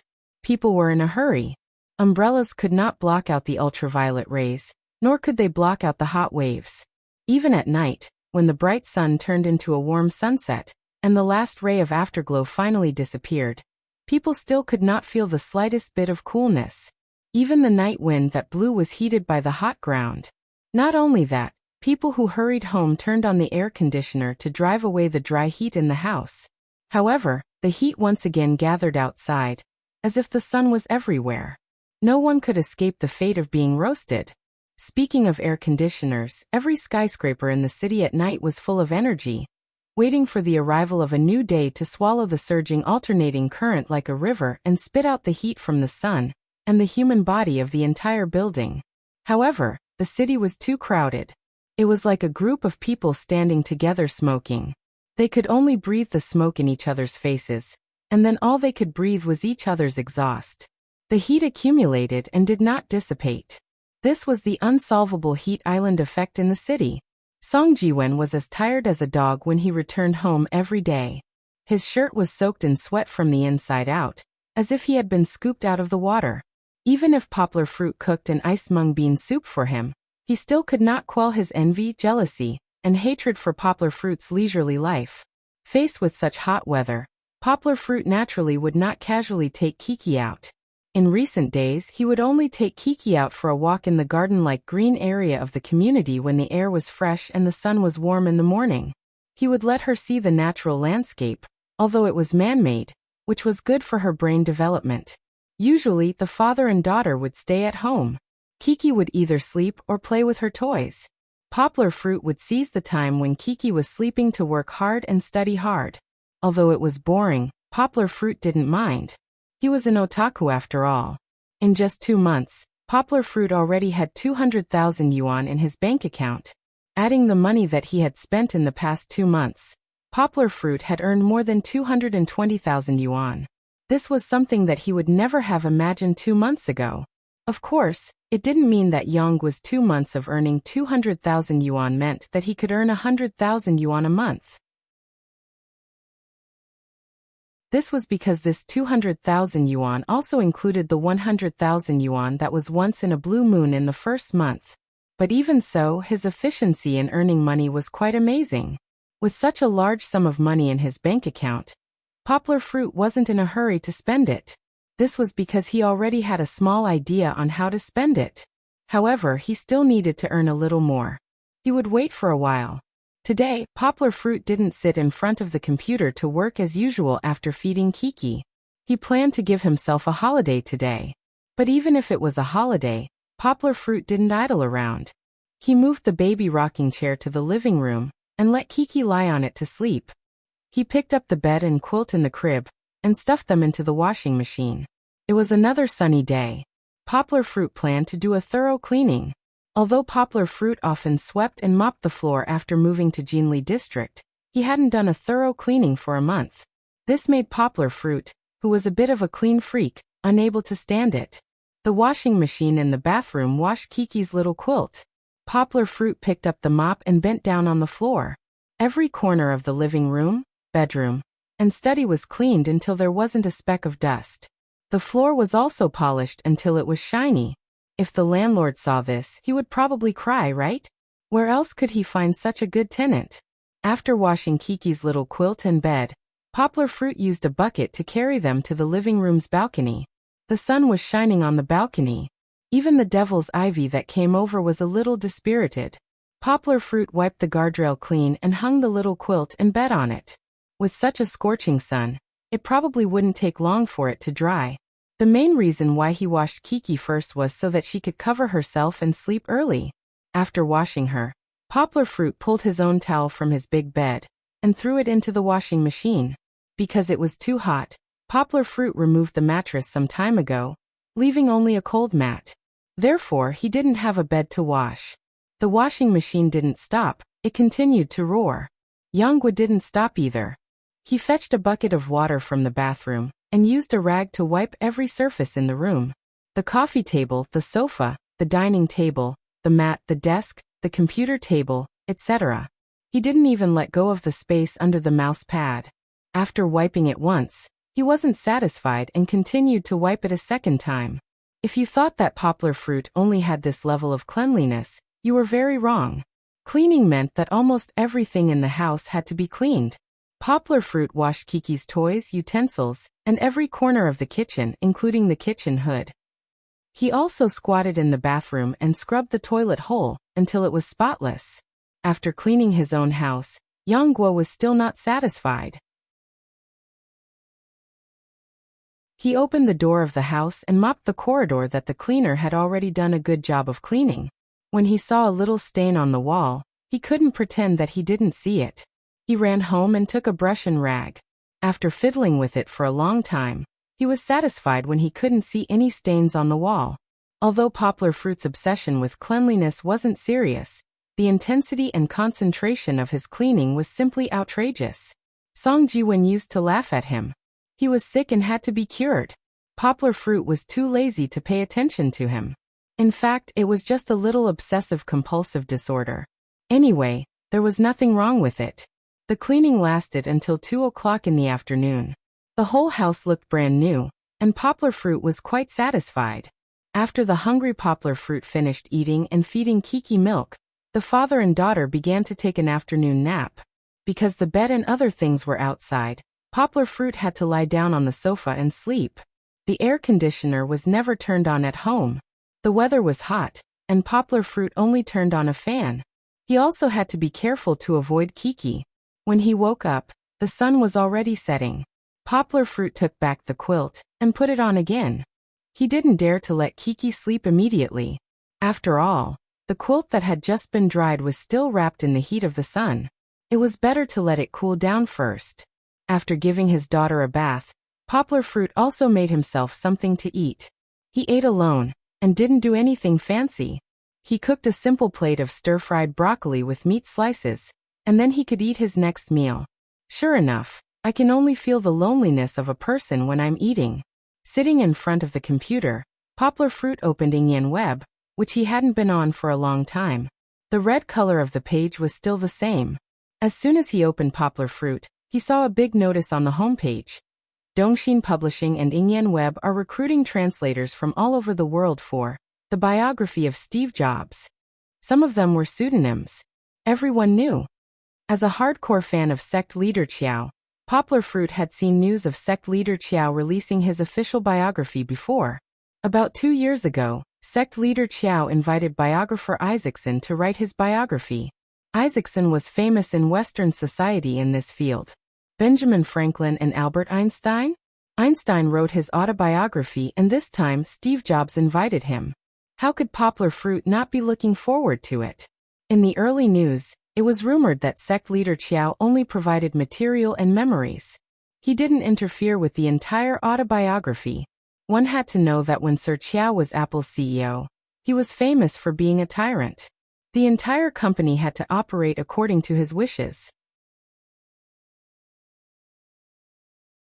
Even the iPhone and iOS, which were popular all over the world, were all designed according to his preferences. It wasn't easy for sect leader Chiao, who was used to being high and mighty, to not interfere at all. He didn't change a single word, and let the world judge whether he was good or not. What kind of courage and confidence was this? Probably only a great person like sect leader Chiao could have such a big heart. I suspect that I'm overpraising. This is purely my personal opinion. There was a famous writer in the United States, Mark Twain.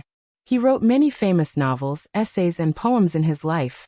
Among them, the most well-known were his 2 children's literature, Tom Sawyer. The Adventures of Tom Sawyer and Huckleberry Finn. Both books could be said to be his representative works, and the latter had an important position in the history of American literature. Hemingway once said, "The entire modern American literature originates from Mark Twain, and Mark Twain is the source of it." Mark Twain's book, Huckleberry Finn, Huckleberry Finn is our best book. After that, no other book can compete with it. Mark Twain's position in the American literary world was very high. His works were full of Western-style humor, and the humor was full of criticism of social reality. His life was also mixed. Early Twain had a good impression of the slavery system. As his experience deepened, he had a clearer understanding of the evil reality hidden under the prosperous surface of America. His book Huckleberry Finn was listed as a banned book by American schools because it used the word black. Even such a literary giant was afraid that his autobiography would cause social controversy.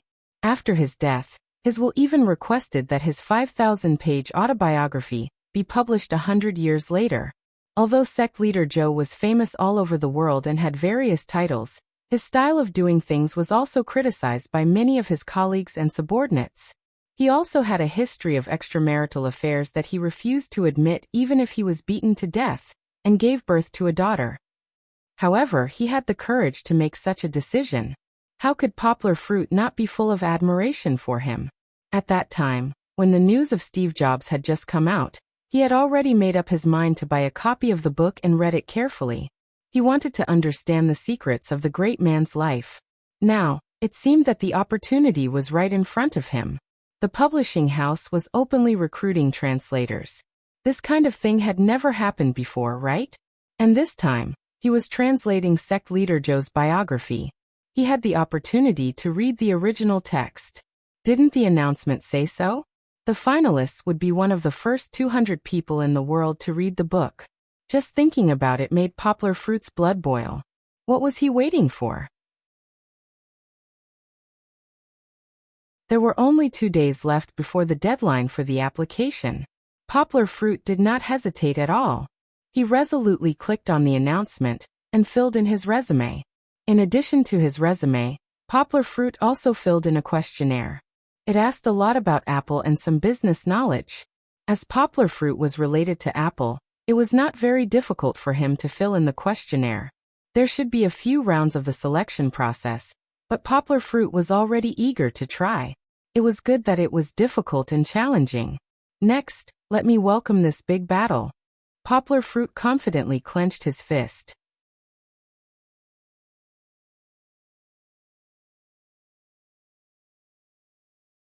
Chapter 54. The next afternoon, when Poplar Fruit came back from outside and turned on his computer, he found that they had approved his application. Along with the approved text message was the English manuscript for the first round of trial translation. The translation had to be provided within the specified time. The selection process may be a little different from reality. Yang Guo read it carefully and found that it was a person report from the United States in the 1980s. It was about the struggle of an American novelist at that time. This novelist was not famous in China, but at that time, he had a few best-selling books. Yang Guo had learned about him from a profile of another author. After memorizing the article, Poplar Fruit was not in a hurry to translate it. He made lunch while multitasking to see if there were any unfamiliar allusions in the manuscript. This was Poplar Fruit's habit of translating literature. Until the end of the meal, Poplar Fruit did not find anything that did not make sense from the more than 2,000 words. It seems that this round is mainly about the translator's literary talent, Poplar Fruit thought to himself. Is it really that simple? Of course not. Poplar Fruit did not see any traps in it because his standard was much higher than most translators. After all, he did not memorize the dictionary and many Western classics for nothing. There were still some mysteries hidden in the manuscript that were enough to make others scratch their heads. The first challenge in this round was to be able to accurately identify the traps. This challenge alone could eliminate 30% of the participants. These were all incompetent translators who came to watch. The second challenge was to figure out how to crack these traps and translate the appropriate translation. This challenge was not that simple. Although the corresponding explanation could be found through Google, in English of course, it was very difficult to understand and fully understand it in a short time. Therefore, this round could eliminate a lot of people. However, Yang Guo didn't realize that his strength was already far ahead of others, so much so that he could completely ignore this little bit of challenge. Although he had some complaints about the editors on the translation network, Poplar Fruit still typed out the translation that he had already prepared and sent it back. Of course, because he was busy with lunch, the completion time was reasonable and did not attract too much attention from the editors. Before taking a nap, Poplar Fruit received a call from Duan Xiueqing, which surprised him a little.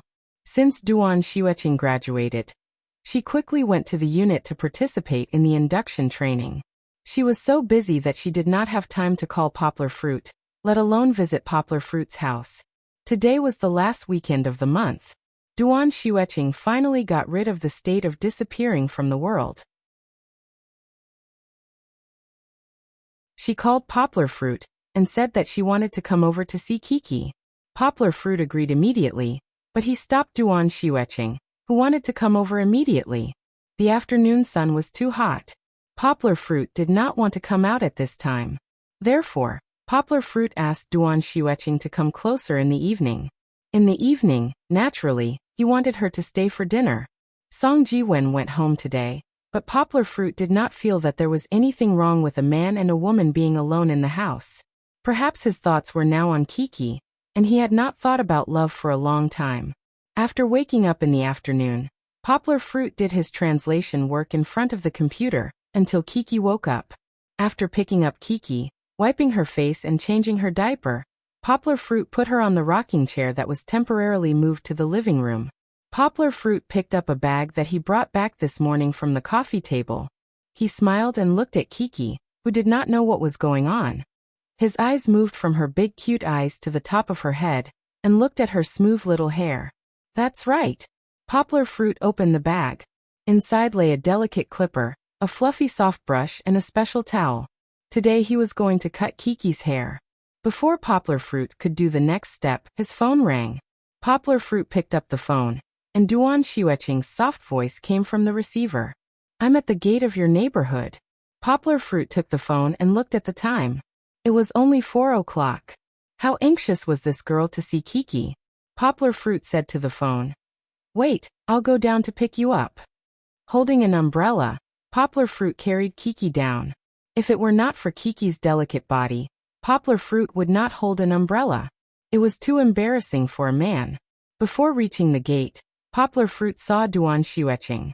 Although the sun was behind her, Poplar Fruit felt dazzled at that moment. What kind of beauty was this? The girl who stood gracefully at the door with an umbrella was wearing a long dress with Persian floral patterns. Her chestnut hair was waist-length under the sunlight, but there were 2 strands of bohemian braids near her ears. Such a quiet and elegant girl exuded a wild charm. The classical Chinese and exotic romance collided with each other, creating a dazzling light.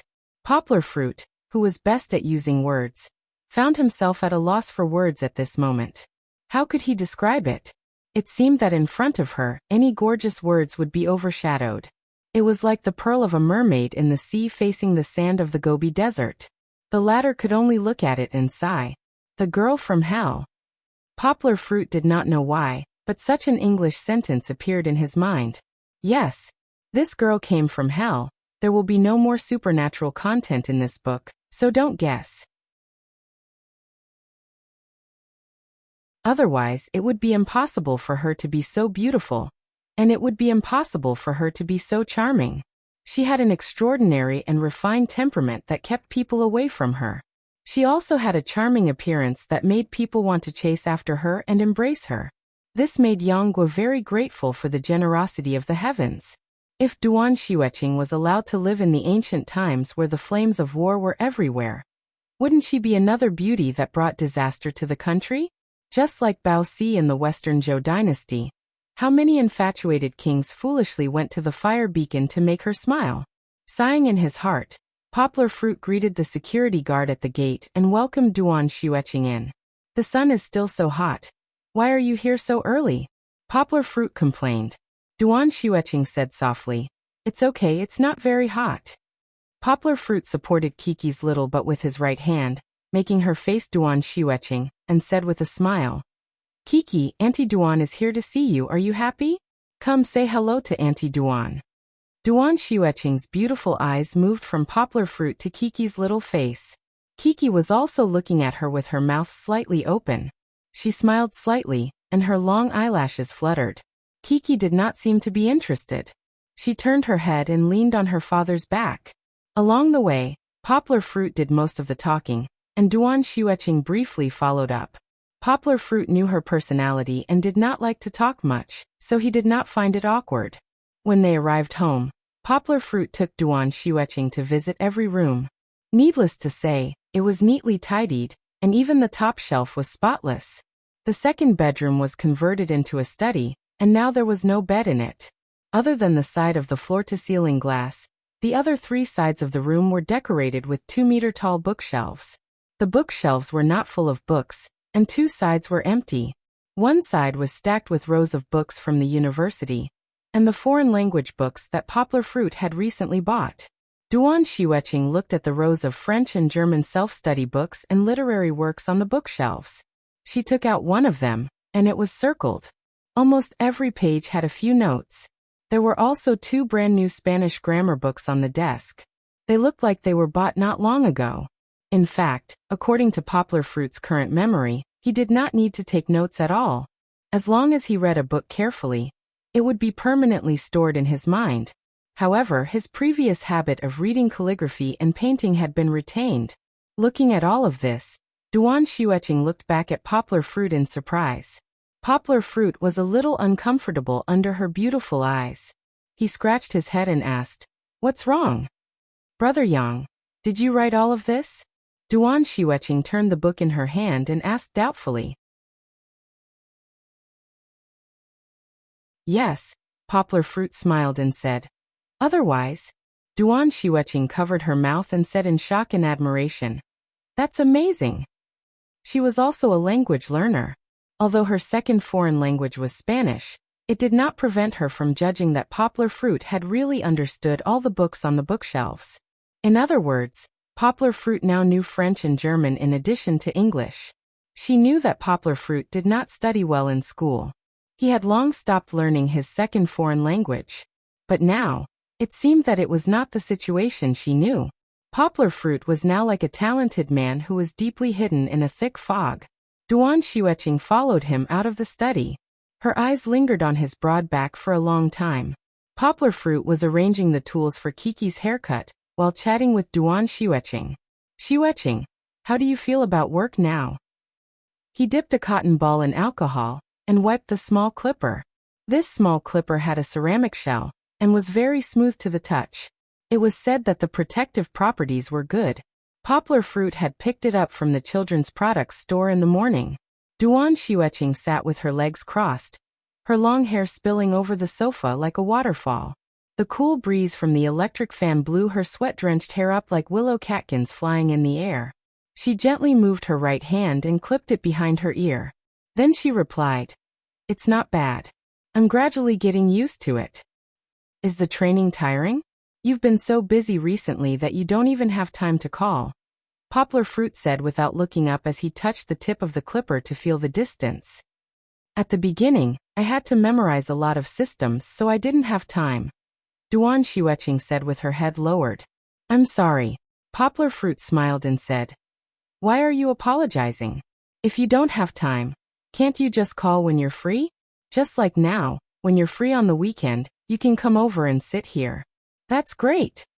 Duan Xueqing replied, keeping her words to heart. Poplar Fruit took out a photo-framed box from the room and placed it on the coffee table beside the clipper and other tools. He then asked, "You've just started work. Are you used to the working environment? How are your colleagues?" "Well, the working environment is pretty good. It's much better than I imagined. My colleagues are okay. Our director takes good care of me."